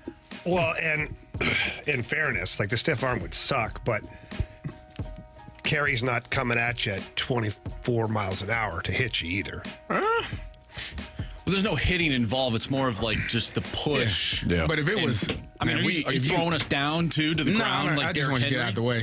But if I had to lower my pads, I would say you didn't want that either. Well, no, I'm not saying you want it. You're saying the force of... Is that how fast hockey players skate? Yeah. 24 miles an And hour? what happens is you have to duplicate the force because the other player's skating too. Oh. So I learned all this when I learned all this when Boston University called me, asked me to donate my brain when I die. This is a true story. And they said that the impact by hockey players, they said because they're moving in opposite directions, they're like small car crashes every time you hit somebody. Yeah. Fullback meet linebacker. So your brain goes a little inside there. Every time. So I don't know. Anthony, that's why we never know what's next on the segment. Yeah, that makes sense. I think if it was a hit, What's your name again? Carey, nice to meet you. Nice to meet you too. say it's not a stiff arm, if it's just a straight up hit from Carey or a hit from Jamie, I think I would take the hockey hit because the boards give a little bit, whereas you know what I'm saying? Like you're getting hit into the boards. That's the reason I didn't play arena ball. I would say an open ice hit. Okay, if it's would be open ice easier to take than along the boards. Along the boards, you're not like get hit twice. Gives about 2 inches. You get hit twice. I've been. I wouldn't play an arena ball. My first. No kidding. No way. But like in hockey, I know how to take a hit. I don't know how to take a hit in football. See, I'm thinking the opposite way. Like with Carey, my very first varsity, Carey, you remember this in the 90s. It was all option. I played strong safety. I had pitch man on every damn play. My Pitch first man. varsity. Go down. Yeah, my first varsity game. So I'd come up, fill the alley. Pitch man comes out, dude stiff arm me, and we were all juniors because we were first time school, like we're the first students. So this kid out of Bartlett High School came out, senior, stiff arm me, got his hand caught my face mask, and his nail like ripped off on the bridge of my nose. I was bleeding. We have photos of me like bleeding and stuff like that. It hurt. I'm still thinking taking a shot to from you along the boards is going to hurt way worse. Like Carey's gonna stiff arm me. All right, he's gonna get me. Boom, I'm down once. All right. But Either way, arm is If not it's bad. the stiff arm, I'm taking the stiff arm. is If not it's bad. an open field hit, though, I would versus open ice. I'd rather take the open ice. Give me the stiff arm. Yeah, I would. So you'd rather get the stiffy? Yeah, Sounds that I think way. so. I don't blame you. Question number 2. You get it, Jamie. Yep. Yeah. From the 217, Obviously. Jamie's been on fire today. From the 217, what do you guys, particularly Jamie, make of the criticism of Toronto's lack of enthusiasm from their lower bowl fans? Can Carey remember any similar fan bases in football? I'm sorry, I just saw Gator. Stalter on the fumble. Had 1 punt return. Oh my gosh. Wasn't supposed to be back there. Go ahead. Sorry. What's the question? Yep, I figured you'd ask that. My bad. Remember those car crashes? From the man, I'm not even kidding. those Terriers are going to get a good one. Yeah. From the get something. From the 217, what do you guys, particularly Jamie, make of the criticism of Toronto's lack of enthusiasm from their lower bowl fans? Can Carey remember any similar fan bases in football? All right, so I will say this: that Toronto Maple Leafs fans they're snobs. They are. Like, first of all, you have to be like independently wealthy in order to just afford tickets to go to a Toronto Maple Leafs game. Like, you don't get the rowdy fans. They're up high. Yeah. You didn't get but they're still like $60, $50 a ticket. Down low, Carey, for a playoff game, it could be $7,000 for a ticket. Really? It's insanity. I thought you were going to say about $700. They're all like corporate-ish, so they sit there and they're kind of, I don't want to say arrogant, but they're not really impressed. They're not fans. They're just there. The thing to do tonight is to be at the Maple Leafs game, so I will be there with my peers, like that kind of crap. Like. Whereas you think of like true fans, you've got you think like animals. Like people in Detroit are throwing octopus on the ice, and they're like, you know what I mean? Like, yeah, they're really. So I'm not a big fan of the Maple Leafs fans, and I don't know if you had a building like that where you played against a team or. Not that I can recall off the top of my head. I mean, you would have to be a really terrible team, but most times those fans don't even show up. That's right. So it's not there. What about really matter? What about LA Ram fans? Whenever they are there, yeah, but they get outnumbered by the visiting fans. That's what I'm saying. They do. You go places, and in Pittsburgh, we would have more fans than the home team. It's like it felt like a home game. Like we're on defense, and they're loud. So what? I mean, they just don't show up. I got to go back. Missed this one earlier, but I think it needs to be addressed. Anthony, this one's in particular is for you. Oh, God. Is from the 636 is stiff arm or swimming into the wall of a pool? Ooh. I'll definitely take the stiff arm. That thing hurt. When I smashed my face underneath water, full speed. Yeah, that was not great. I showed you guys pictures. You did. I did some damage. The children were horrified in the background. I didn't see the picture. Were you bleeding all over the place? Oh, yeah. Oh, yeah. Really? How do you swim that hard into a wall? I know. I got turned around. This is how screwed up this guy is. He launched himself off the wall into the wall. What? My parents have they got a moon cut out there at the end of the pool. You didn't realize? I didn't realize what part of the moon I was firing off of. So instead of into the wall. So here's the wall. He was in the water. You know, you put your legs up. Oh, And I was playing with the kids in the pool. So I moon landing. Instead of firing off this way, I fired off this way. Oh my goodness. Yeah, I mean full force. And I don't open up my eyes under the water. I just. It's a good thing you had that bumper, though. Yeah, right here. Oh, man. Yep. One small step for man and one giant leap. Son of a. Dude. I came out of the pool, Carey. Like, I popped up, and I was like, not good. Bleeding. My son, Killian, is, like, horrified. But he's coming closer to me. He's like, are you okay? My daughter just... Madeline's like the Homer Simpson bagging away, slowly swimming away and getting out of the pool as if like I wasn't here. They can't pin this on me. This idiot swam into the side. I'm not getting blamed for it. Yeah, I learned a lot about my kids that day. Oh man, wonderful children. Wonderful children. Yeah. Absolutely. Yep. Question number 3. This one's a good one for you guys from the 314. New to golf over the past 2 years, what is a goal I should set for myself before buying a real set of clubs? Right now, I have mostly matching, but a lot of random clubs. I would say you try to get yourself under a 110 score before you worry about new clubs. If you can't get under 110, it doesn't matter what the hell you're using. Yeah. And it's just, I'm not being mean, but you got to get the reps and you got to, because why go buy the new clubs if you're not ready to like really advance your game? And I think 110 for me is a fair threshold. It's certainly not like you're some kind of a shark out there, but 110 and then you get to 100 and you get below 100. Once you start going underneath the 100, now you're a good golfer. Not great, not ready for the tour, but you can kind of play with anybody at that point. I would take it a step. I would even say less than that. Just try not to lose too many balls. Like if you can, for me, a good day is if I only lose 2 balls. Like it's a really good day. It seems unfortunate too. Yeah.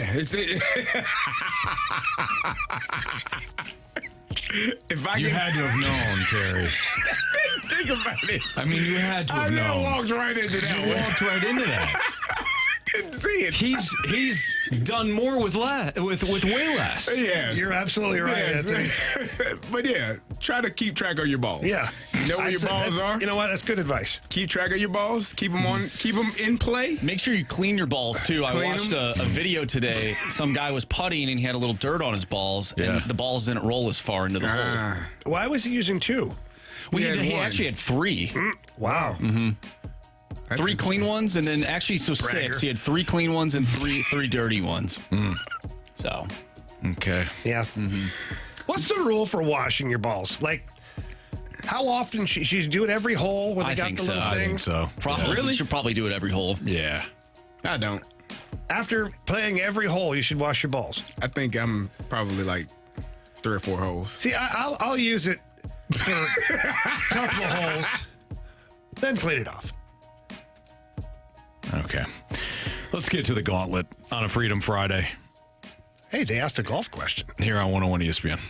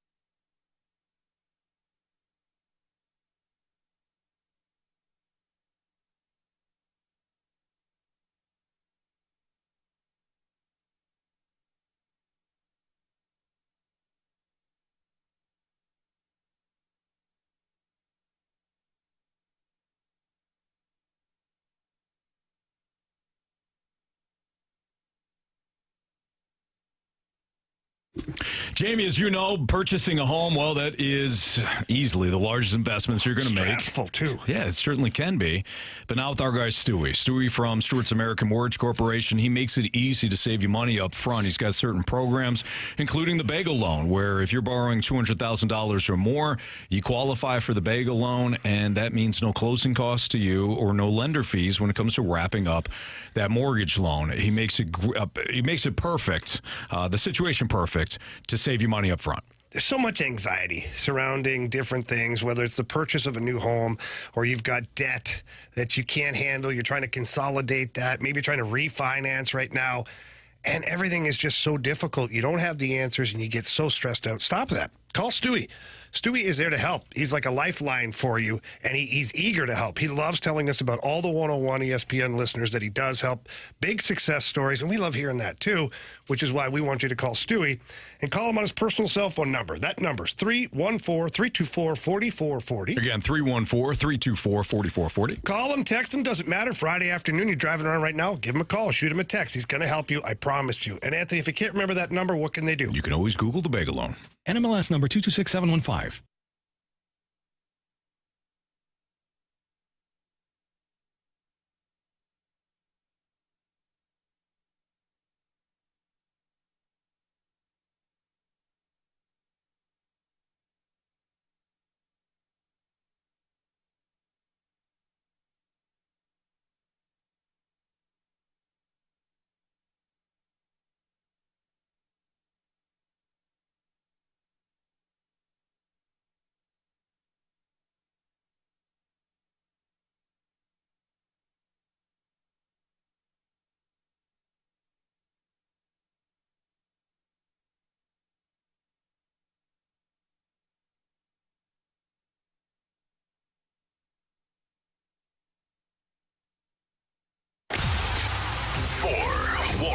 contest, 4 categories, 1 challenger.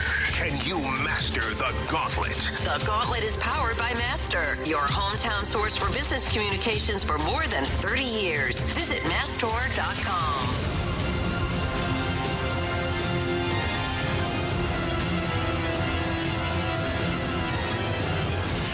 Time to play the Gauntlet here in the Fast Lane on 101 ESPN 402. Your time check brought to you by Clarkson Jewelers, an officially licensed Rolex jeweler with Carey Davis and Jamie Rivers and Andrew Marsh and Anthony Stalter. We welcome in Lance to the Gauntlet. What's up, Lance? What's up, guys? First timer? Yes, sir. All right, well, welcome in. Thanks for listening. Thanks for playing today. Yep. All right, would you like to take on Carey Davis, Jamie Rivers, Andrew Marsh, or me in your first ever Gauntlet? I think I got to go with Carey as revenge for his Steelers beating my Cardinals. Oh, wow. This is a really... Sorry, not sorry. Lance has been holding on this for a while. It's a deep revenge. Yeah.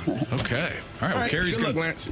Carey, get the heck out of here. Carey's going to make his way into the cone of silence right now. Lance, go ahead and tell Marsh to spin that wheel. And that wheel. What are you hoping for, Lance? Hopefully football. Anything but football, did I hear? Hockey. Oh, yeah, he wants hockey. He wants hockey. All right. Well, it's a Freedom Friday, which means we're getting a ton of random topics. So it only makes sense that random would be all right. The Gauntlet category. I feel like random's coming up a lot. It's a fun category. It is. It certainly There's completely, like, no strategy to it. You really have no choice in anything. And then you just hit with these questions, and it's kind of fun. It can be. It's like trivia roulette getting random. Right. Absolutely. All right. So we got the launch codes here. Random trivia. 4 questions, all random. Lance, if you need the options, those questions become worth 1 point. If you don't need the options and you get the question right, you get 2 points. Are you ready? I'm ready. All right. Question 1. What was the title of the long-running PBS show that endeared Bob Ross to audiences everywhere? I used to love this show. Oh, man. Should know this. I'm going to need the options. Happy Little Accidents, The Joy of Painting, or Brush by Brush? I'm going to go with Happy Little Accidents. Final answer? Yes, final answer. I used to watch this all the time, too, that show. It was unbelievable. Love that guy. Love that guy. All right, question 2. In which of our national parks can you find a temperate rainforest, Hurricane Ridge, and 1,000-year-old Sitka spruce? I don't need the options for this one also. All right. Is it Olympic National Park, Acadia National Park, or Shenandoah National Park? I'm going to go Olympia National Park. Final answer. All right. Oh, jeez. Question number 3. Last summer at Arrowhead Stadium, Travis Kelce attended his first Eras Tour show. The Chiefs' tight end and Taylor Swift became an item shortly thereafter. That concert took place during the month of... I'm going to guess with... my girlfriend went to the one in Chicago, and I think that one was right after. I'm going to guess it's July. Final answer? Final answer. All right, question number 4. Name the Swifty. Name the poet. I should know this. Name the poet responsible for penning the American classic "Song of Myself." Can you repeat that, please? Sure. Name the poet responsible for penning the American classic "Song of Myself." I'm going to go with the options, please. Was it Brennan Longfellow, James Joyce, or Walt Whitman?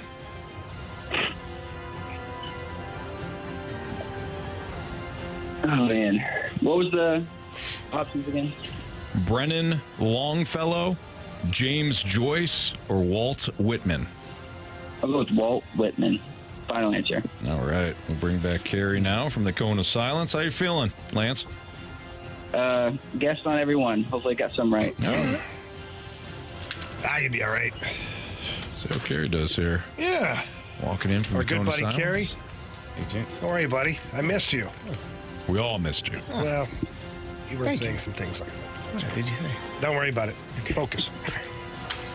Pack a lunch, too. All right, Carey, random is your category today. Wonderful. Are you ready? No. All right. All right. What was the title of the long-running PBS show that endeared Bob Ross to audiences everywhere? It's the painter guy. Reading Rainbow, that ain't Great fro. Yeah. That thing was tight. Oh, man. I think I'll know it if I hear the options. Give me the options. Happy Little Accidents, The Joy of Painting, or Brush by Brush? Oh, no, I wouldn't know it if I hear the options. Happy Little Paintings? Happy Little Accidents, Happy Little Accidents. The Joy of Painting, or Brush by Brush? Brush by Brush, final answer. No Happy Little Accidents. That's when Stalter drinks. All right, question 2. In which of our national parks can you find a temperate rainforest, Hurricane Ridge, and a 1,000-year-old Sitka spruce? Tip of the tongue, right? Yep. Yeah. That's what I was thinking. With the tongue, teeth, and lips. I have no clue. But even if you give me the options, I'm not going to know. Only national park. You know what? Give me the options. All right. Is it Olympic National Park, Acadia National Park, or Shenandoah National Park? Glad I asked for the options. Shenandoah. Final answer. Shenandoah River. Carey, you'll know this one. Last summer at Arrowhead Stadium, Travis Kelce attended his first Eras Tour show. The Chiefs tight end and Taylor Swift became an item shortly thereafter. That concert took place during the month of... Last summer? Can you read the question again, please? Of course. Of course, I'll repeat myself, like Anthony's favorite singer. Last summer at Arrowhead Stadium, Travis Kelce attended his first Eras Tour show. The Chiefs tight end and Taylor Swift became an item shortly thereafter. That concert took place during the month of... It wouldn't be August because training camp starts then. Football season. July. Final answer. All right. Last question, Carey. Name the poet responsible for penning the American classic Song of Myself. No clue. Options. Brennan Longfellow, James Joyce, or Walt Whitman? Walt Whitman is Breaking Bad, isn't he? Oh, no, that's Walter White. I so wish you would have went with that one because of that reasoning. Song of Myself? Yeah. The great poet. Mm-hmm. Who was the second one? James Joyce? Mm-hmm. Brennan Longfellow, James Joyce, or Walt Whitman? Longfellow Deeds. Yeah, let's go James Joyce. Final answer. All right. All right. All right, let's go over these. Lance versus Carey today in random trivia. Last summer at Arrowhead Stadium, Travis Kelce attended his first Eras Tour show. The Chiefs tight end and Taylor Swift became an item shortly thereafter. That concert took place during the month of July, which is what Lance and Carey both said. Not needing the options, so we have a 2-2 tie. Got a bunch of Swifties in the place. Yeah, I knew that. Oh, yeah. What was the title of the long-running PBS show that endeared Bob Ross to audiences everywhere? Lance, you went with Happy Little Accidents. Carey, you went Brush by Brush. Correct answer is... The Joy of Painting. The Joy of Painting. They're happy little trees, not happy little accidents. Right. Happy little tree over here. So we still have a 2-2 tie. In which of our national parks can you find a rainforest, Hurricane Ridge, and a 1,000-year-old Sitka spruce? Lance, with the options, you went with Olympic National Park, which is in Washington State. Sounds really good. Carey, you went with Shenandoah National Park. Where's that at? Probably West Virginia. Well played. Correct answer is... Olympic National Park. Olympic National Park. So Lance has a 1-point lead. Comes down to this. Name the poet responsible for penning the American classic Song of Myself. You guys both took the options. One of you is correct. If Lance is correct with Walt Whitman, he wins. If Carey is correct with James Joyce, then we have a walk-off. Lance. You have chosen wisely. It is Walt Whitman. It is Walt Whitman. So, Breaking Dead Bad. Poet Society. Not the Tortured Poet Society. That is Taylor Swift's new album. Yeah, it's way different. Yeah. So Lance beats Carey today 4-2. Lance, you said you guessed on all of them. Well, guess what, buddy? 3 of the 4 guesses were correct. So nice job. You'll advance to round 2 tomorrow. Or, well, let's see, Monday. I'm going to come in tomorrow if you want. Yeah. Congrats, man. Yeah, thanks, guys. Good job, Lance. Did I say temperature instead of You did. It's fine. temperate? You're okay, Anthony. My bad. That's what threw me off, clearly. Yeah. Yep. Right. No, I was no reading. clue. I was reading the answers, so you had already guessed at that point. But I read that question. My bad. Thank you. Right. Thank you to Don in the snake pit for correcting me on that one. All right, it's Fastlane on 101 ESPN. More of Freedom Friday next.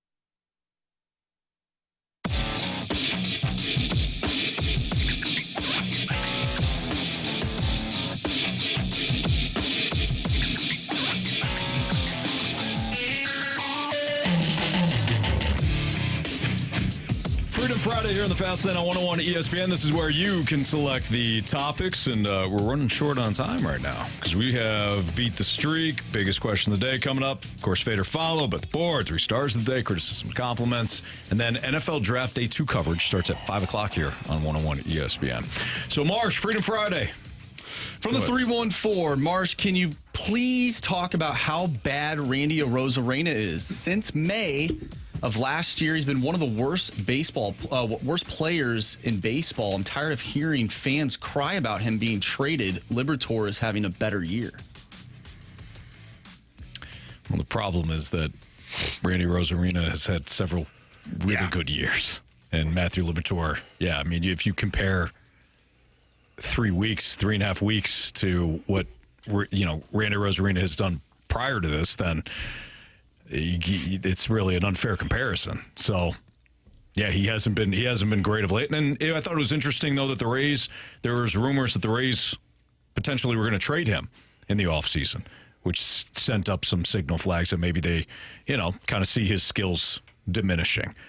I always stand on this. If you look back at the trades that hurt you the most, and I'm not just talking about in a vacuum, I'm talking about what transpired after, following that, with the benefit of hindsight. The Marcell Ozuna trade hurt the most because of what you gave up. I understand that in the moment you wanted to add another power bat in the lineup to go with Goldschmidt. I get that. I understand that. And Ozuna had a really good second year here with St. Louis. But you gave up 2 significant arms in that deal. Again, benefit of hindsight. But to the texter's point, you're tired of hearing about that deal. I'm more inclined to say, all right, if you did not give up what you gave up in the Ozuna deal, your pitching wouldn't be as decimated as it is right now. No, obviously not. Right. And I'm talking about cost control options that you will have for the foreseeable future when it comes to your starting pitching, not just based on how the performance of these guys are right now. Yeah, I think you base it off of, I guess, the career thus far, not just what you've seen this season. Last year he was an all-star. Randy Arozarena was. So it's not great right now for him, but overall it's better for the Rays than what it has been for the Cardinals in that trade specifically. Yeah, and now Liberatore might turn out to be a decent reliever for you. I don't know what his future is when it comes to him as a starter or long-term starting pitcher, but he's young enough to still turn things around, and I think the Cardinals are ready and willing to give him absolutely every opportunity to succeed, given the fact that they gave up Randy Arozarena. But if you look back, this is the first year he's been terrible for the Rays, and we're talking about, again, 26 days into April?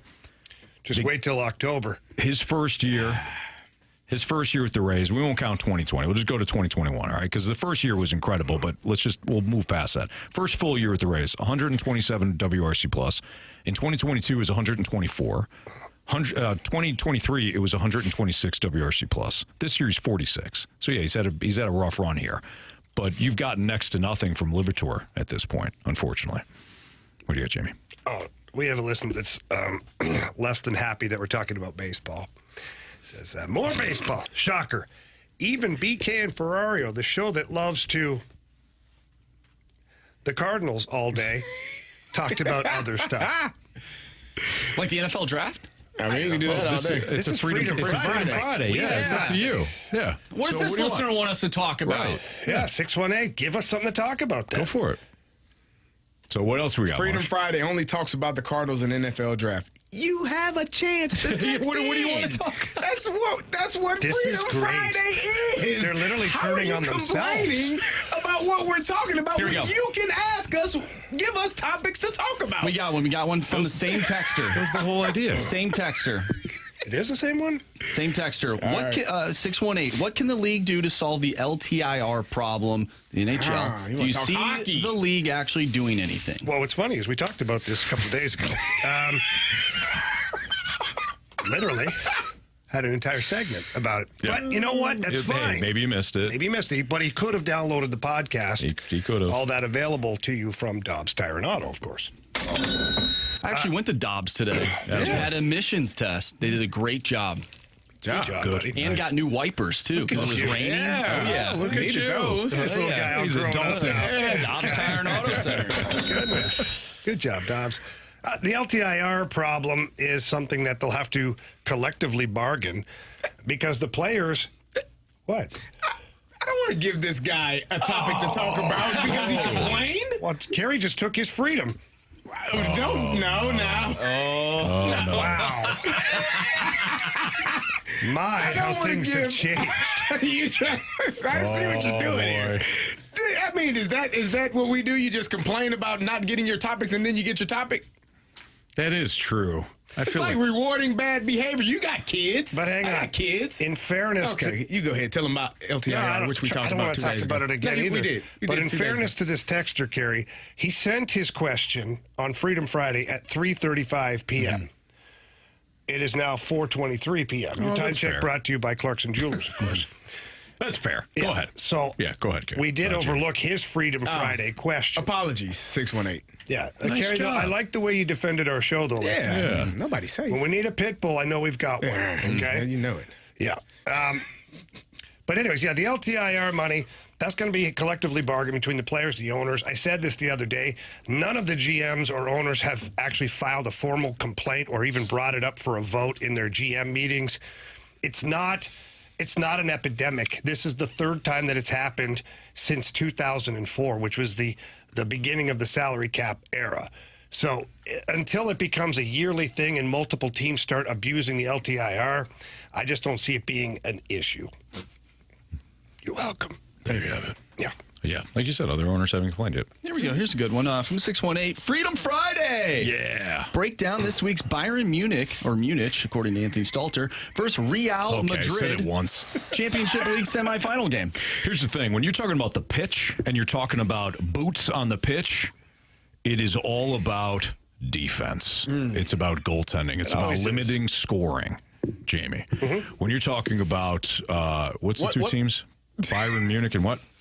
Real Madrid. Salt Lake. No, that's the MLS, gentlemen. Oh, Go Eagles. Real Madrid. When you're talking about any soccer game, you're talking about limiting the scoring. You're talking about making sure that you're in peak physical condition. Okay, that's important. Depending on what sort of formation or system that you want to play, you want to make sure you match up well with that opponent. You want to make sure you take that boot to the soccer ball as much as humanly possible. Create scoring opportunities in front of the net. Bingo, bango, bongo. You win games. Well said. Couldn't say it better myself. From the Waterboy, can you talk more about the NBA? I missed the balloon party today. That's actually, I'm glad you brought that up because the 417 had a question earlier. If LeBron and the Lakers lose the first round and are swept, do you think that will eliminate the GOAT talk? No, there's no GOAT talk anyways. Well, he's always considered in the GOAT conversation. No, he's not. People don't even think he's better than Kobe was. So. No, a lot of people do, which is frustrating for me because I think we just bypassed Kobe. But NBA talk, the Denver Nuggets have beaten the LA Lakers like 11 times in a row. Going back to 2022. Yes, ask the Jokic brothers. They have no problem handling their business on the floor. The Lakers look like a team, watching LeBron and AD after that game in the press conference, they look like a team that is lost. Like they have no clue how to beat this team. They will not beat them. I thought maybe they could get one game in this series. They're down 3-0. Nuggets in 4. That's all you got to know. Do you know how many times the Lakers have beaten the Nuggets in the last 11 times they've played? 0. 0.0. You want to tell them, Anthony? You just said that? Yep. Friday text note. You know that crap happens. It happens all the time. It happens. Yeah. It's happened to us all. It's way worse when you do it and you're interviewing someone. Yes. Repeat a question. I think I did. That. I might have done it the other day. And then they have to go, well, like I just said. I think I did that with BT the other day. Did you? I think so. I think you had just said it, and I think I said it in another way. Probably. That's fine. I did it with the late, great John Clayton one time. Oh, really? Yeah. BT asked him about something with Alvin Kamara, and then it circled back to me, and I asked him the same damn question.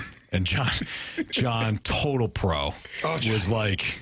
It's like, well, yeah, and then he just answered it just the exact same way? Pretty much. What do you say, Baton Rouge? Did you see that last night, Carey? I didn't see that, no. But anyways, hey, it happens, Jamie. It's all good. All right, let's get to beat the streak. Biggest question today. which is basically more Freedom Friday text. Next, I want to win ESPN.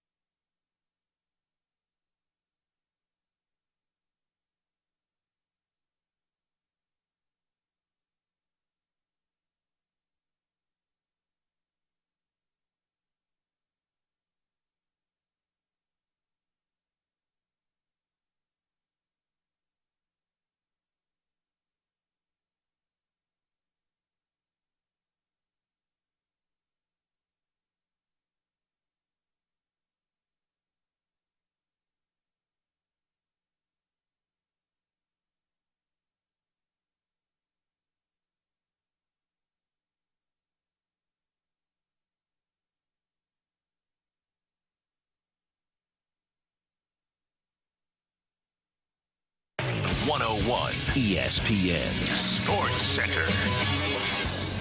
I'm Andrew Marsh. It's time for a Sports Center update driven by Johnny Londoff Chevrolet and Johnny Londoff Autoplex. The Cardinals are back in action tonight, taking on the New York Mets. 6:10 first pitch as Miles Michaelis goes up against Jose Butto. We'll also have draft day number 2 right here on 101 ESPN with the coverage starting at 5 o'clock. If you missed anything from today's show, including Anthony's tirade defending the Atlanta Falcons first-round draft pick. If you missed that, make sure you go to 101ESPN.com or check out the free 101 mobile app. Just head to the podcast page. It's all brought to you by Dobbs Tire and Auto Centers. Coming up next, we have Beat the Streak and Biggest Question of the Day. I'm Andrew Marsh, and this Sports Center update is driven by Johnny Londoff Chevrolet and Johnny Londoff Autoplex. See them at Londoff.com. Chevy, together, we drive. Are you kidding me?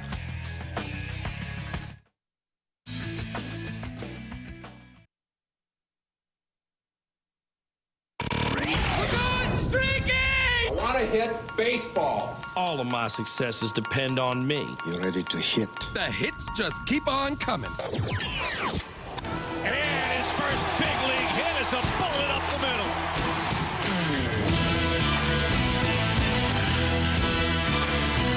It's Fastlane on 101 ESPN. Time to play Beat the Streak. We got our guy Jake back as well. What's up, Jake? How you guys doing? Doing great. Thanks for playing again. Fine. You got a splash guard available, Jake? Marsh. Bless you, by the way. Thank you. Yeah, I was waiting for that. What's our Carey current? said it. What's our current? I didn't hear him. That's on you. I heard Carey say it. All right, I believe Carey's a good human being. I try to be. Ish. Thank you. All right, so this is what our current standings look like. We're all our ish. Everything. Go ahead, Andrew. Carey and I are tied at a streak of 4. Anthony, you have a streak of 2. Jake has a streak of 1. And Jamie has a streak of 0. Yeah. Good job, Jamie. Idiot. You're going to bounce back. No, probably not. All right, Marsh. Who's it on? Carey's up first. Carey. Yeah, give me Francisco Lindor. He's 4 for 5 the last time out, so he's got a pretty good average against old Miles Michaelis. All right. Francisco Lindor off the board. Marsh. Give me Jeff McNeil. Jeff McNeely. Stan McNeely. I just heard something from Jake. It sounded like maybe that's who he wanted to take. Did he? I heard He's on my big board. But don't forget, Jake had the big board going. Wow. He had Kevin Newman, who on that night hit a home run. So I think Jake's big board's got some good stuff there. Give me Starling Marte. Gosh dang it, Anthony. I'm sorry. I'm sorry. I'm sorry. All right. I like Jake's passion. What else you got, Jake? All right, it's my turn? Yes, sir. All right, Jose Butto this season is dominating right-handed pitching with that sinker on the inside half. Give me Lars Nootbaar for the hit today. Son of a... Nice. Now Jake just did it to me. This is what Beat the Streak is all about. This is why you don't want to go last. This is true. Son of a batch of biscuits. All right, Jamie, you're up. All right, I'm going to go Wilson Contreras. Contreras, please. Huh? All right. So, Carey took Francisco Lindor. Marsh took Jeff McNeil. I took Starling Marte. Jake took Lars Nootbaar. And Jamie took Wilson Contreras. Jake, have a great weekend. Hope to talk to you again next Monday. You guys too. Let's look forward to a sweep, and I'll talk to you when the Birds are in Detroit. There you go. Sounds good. Anthony's hometown. Yeah. The Lions. 9.5 mile. Huh? That's right. Yeah. Mm-hmm. Yep. See you, Jake. Yeah, good old 9.5 mile. Yeah. It's good stuff. Stuff goes down around there. Yeah, no question about it. All right, time to have the biggest question of the day. It's time for the Fast Lane's biggest question of the day. All right. I think everyone knows we're pretty personal on this show, for the most part. We got a text from the 618. I think it would be interesting to hear your guys' path to the fast lane, the stops along the way, related or unrelated to your careers. Wow. Anthony, do we want to just go down the row here? Sure, we could do that. So you'll start? Yeah, so ironically, I started as the producer of the Fast Lane. I mean, I won't go all the way back to my days in Detroit. I'll just from in St. Louis. I was hired to be the producer for Randy Carricker, DeMarco Farr, and of course the late great Chris Duncan. So I produced that show for about a year and a half. And then when Dunk had his brain surgery, when he came back, the 4-hour show was going to be a lot for him, and he wanted to go to a different show. And at the same time, Bernie Michaelis, who was doing our midday show here, he was going to go back to the paper full time, go back to the Post-Dispatch full time. So there was that 3-hour time slot that needed host. Dunk and I had a great relationship. I was doing at the time a show on Sundays here with Tony Softly. It was a football show, and so I had, a little on-air experience, and actually there was another radio station in town that was kind of interested in me, and kind of all worked out where that time slot opened up and Dunk and I had the turn. And we did that for quite a while. And unfortunately for Dunk, he had to step away because the tumor sadly came back. And when he stepped away, there was a revolving cast of characters that kind of came through, and one of them just happened to be Jamie Rivers.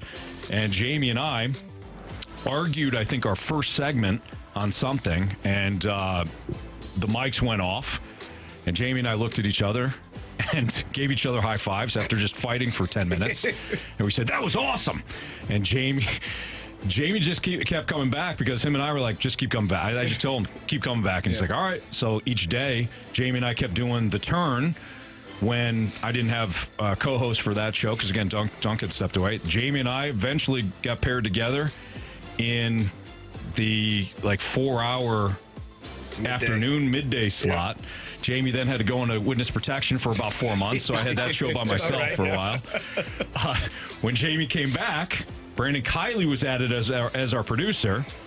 Jamie and I had that show, and then COVID hit and the pandemic hit, and unfortunately we had a bunch of budget cuts. We got impacted just like everybody else.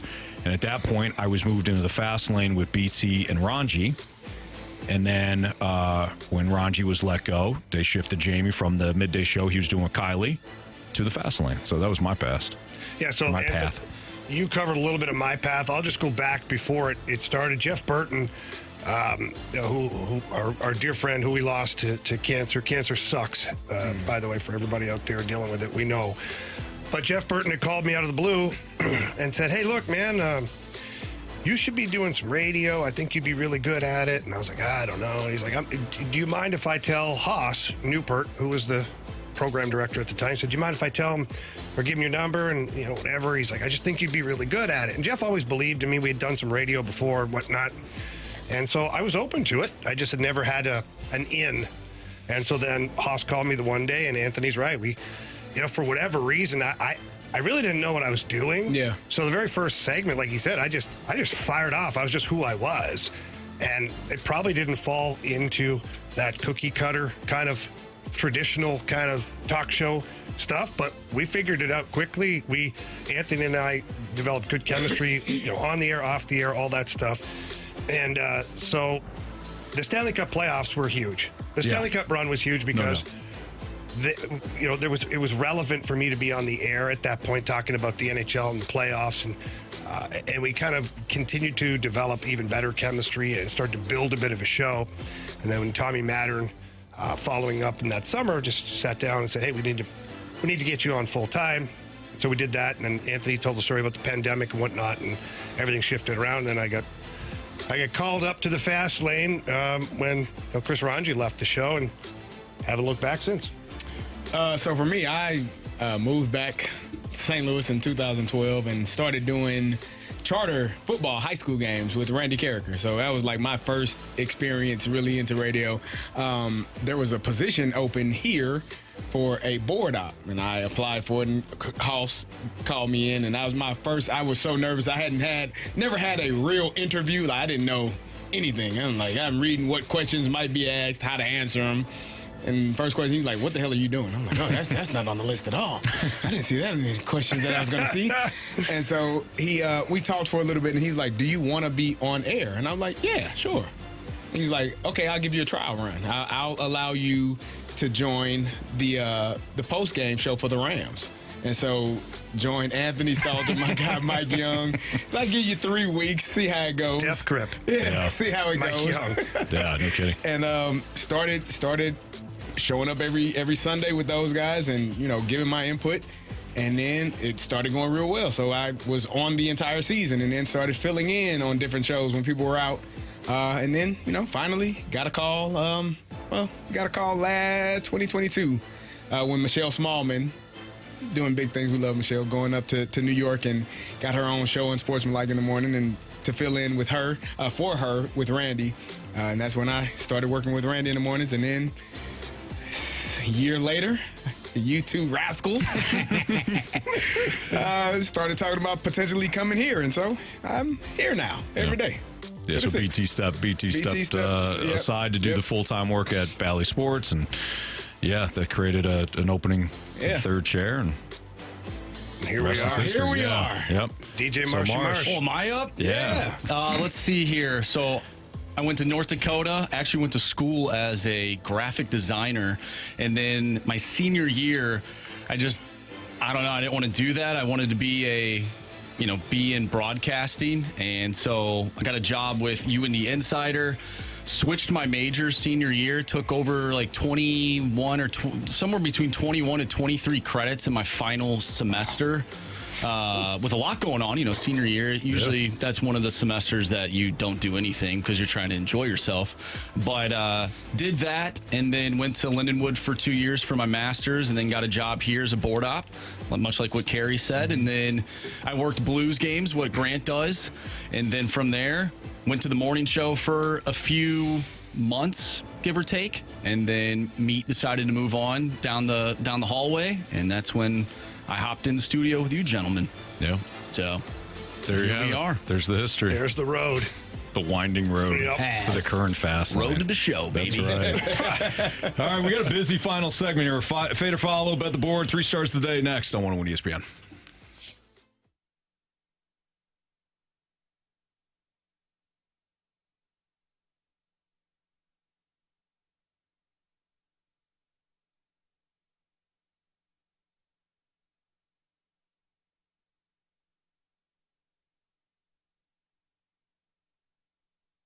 Gentlemen, we have spent a lot of time breaking down the NBA playoffs, and boy, has it been exciting to talk about that.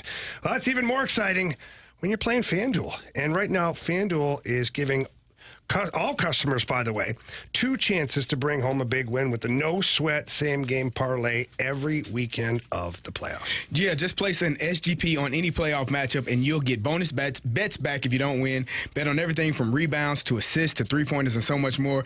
You got Devin Booker over 30 points. Anthony Edwards plus 2 threes made. 2 threes made by Bradley Beal and 2 threes made by Karl Anthony Towns. That is a same-game parlay that could be beneficial for you if you chose to do so. Just visit FanDuel.com/fast to shoot your shot on America's #1 sportsbook. Isn't Anthony Anderson like an actor or something? Yeah, he is. He's not from St. Louis. He could play, though. I'm sure. I'm sure. Yeah. I don't think his props are available, but FanDuel's got all the other props available for you. Again, FanDuel.com/fast, FanDuel.com/fast, and then you can play with the official sports betting partner of the NBA. Must be 21 or older and present in Illinois. Minimum 3-leg parlay required. Refund issued as non-withdrawable bonus bets, which expire 7 days after receipt. Max refund $5 unless otherwise specified. Restrictions apply. See terms at sportsbook.fanduel.com. Gambling problem, call 1-800-GAMBLER.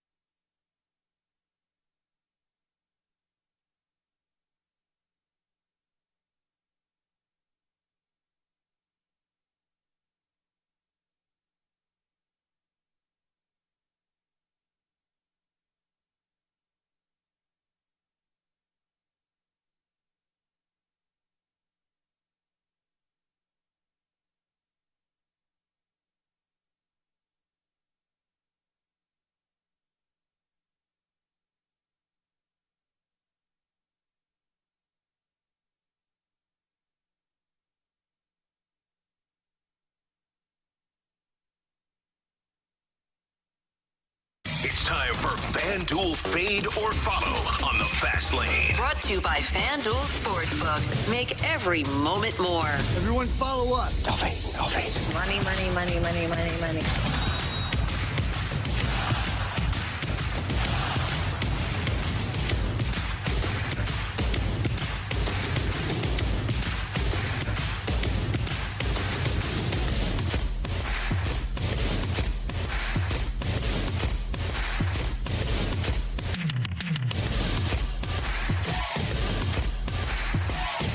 It's a fast 101 ESPN. I don't know how many times we're talking and the mic's cracking. It's like, anyways, so Marsh, yes. We got fade or follow first, correct? Yes, we do. All right, we got our guy Chase, correct? Chase is back to win $150. All right, Chase, welcome back, man. What's going on, Stalter? So we're winning money left and right because of them Battlehawks. So why don't we just go right back to the well? DC Defenders got something coming this weekend. Saturday night in DC. Battlehawks are only laying 3. I say we lay it. Battlehawks -3. Fade or follow? We're going to follow that with the fast lane this week, but we're also going to follow up with one thing, and I got to say this. With the worst pick in the 2024 fast lane 4 o'clock fight draft, Anthony Stalter with Bobby Abreu. I don't know if it's the worst. It's on one. It's on the podium. It's definitely a trend. 3,000. What I had. You know what? Ricky Henderson stealing 3,000 bases. And watch what you're about to say next. I hope the Battlehawks win by 2. That's awful. Lance, you could There we go. Lance was a 4 o'clock fight. Chase comes in here. He's mouthing off. It's all coming to me I now. picked on Jamie last week. I had to pick on you this week. No, it's fair. Nobody's safe in the fast still lane. trying to recover from that. I appreciate you. Yeah. And next week, I'm going to pick on Jake Marsh. Oh. Jake Marsh from Barstool? All right, good luck I to you. got him. Good luck to you, Just kid. tell me there. Good luck. Good luck, Chase. All right, guys. We'll have see a good ya. weekend. I'll talk to you next Friday. You too. All right, thanks, bud. Battlehawks -3 is his pick. Yeah, we're going. We're going to win by 10 points. Darn right we are. Is Anthony still seething over that 24-year-old QB pick? No, I loved it. He's 23, isn't he? Yeah, he's 23. He'll be 24 at the start of the year. That's fine. I love Michael Penix. So, no, not seething at all. All right. Marsh, you're what, one win away? The magic number is 1, gentlemen. For bet the board? Yeah. Here. Yeah. Carey was the only one that lost yesterday. Come on. Sorry. What did I have? It was a hell of an The effort, damn though, Carey. Yankees. Yeah. Against the A's. Yep. What are they doing? They're not well, at least yesterday. All right, Marsh, so standing still me, you, Jamie, Carey? Come on, Anthony. Trying to put yourself in first place. It's me, you, Jamie, Carey. I had 1 game to win. That's it. That's not you. I don't think that's how that works. No? What's the score? What's the records? So I am 13-6. Anthony is 10-9. Jamie is 9-10, and Carey, you are 7-12. I got to get back to 500. I hope. Do we have enough time? That's what I'm hoping for. We have 3 days more left, days. including You have today. all of May. All right, what's your pick there, Marsh? All right, so my magic number is 1. I'm going to ride the rest of the month out with the Cardinals, and if they cannot get me to the promised land, we're going to have issues here. So give me the Cardinals at plus odds tonight. This could be the only magic number that they see all season. That's a good point. I gotta play the game here. I'll take the Mets then. Oh yeah, I gotta play the game. Yeah, you you know, have to. I'm chasing him. He's got his philosophy. You would have here. anyways, but you do have to. No, You're no, I spiteful wouldn't have. son No, of a- I No, he wouldn't did have. it. He tried it last week and it didn't work. He doesn't Yeah. need any help, Carey. He lost by 13 that day. Yeah, That's right. That worked out well. I had much the for the sweep. I had the Diamondbacks that night. I was trying to help the Cardinals. All right, Carey. Nope, it's Nope, me. not me. Oh, I'm that's last. right, Jamie. Yeah, don't do that. Yeah. Okay. I see what you're doing, and I don't like it. Jamie. All right. NHL hockey, 4 games tonight. Vancouver Canucks at Nashville Predators. Predators are -115. I'm going with the Nashville Predators in Smashville against the Canucks. Like it. Carey? All right, give me the Atlanta Braves -1.5 over the Cleveland Guardians. Okay. Last time I did that, they blew a ninth inning lead. Sorry, buddy. All right.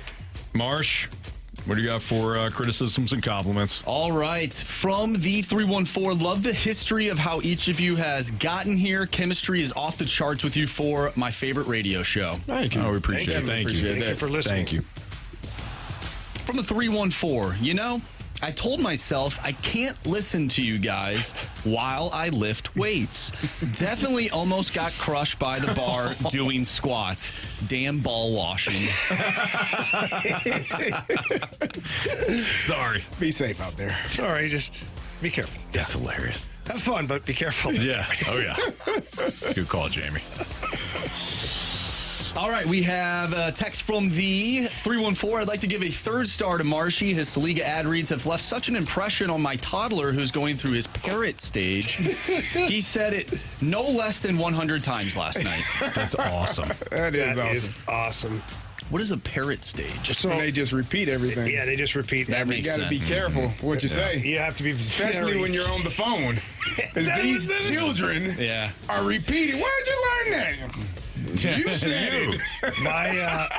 I forget if it was Ashton or Braden.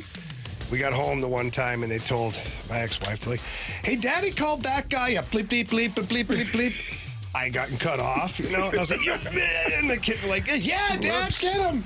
Yeah. All right. Go ahead, Marsh. 3 stars of the day. All right, 3 stars of the day real quick here. Third star of the day goes to Walter White.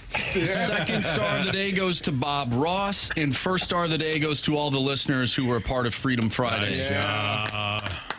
Yes, we appreciate you very much. There you go. All right, it's Fastlane on 101 ESPN. We have the NFL Draft Day 2 coverage starting right now for Andrew Marsh, Carey Davis, Jamie Rivers, I'm Anthony Stalter. Have a great weekend. See you.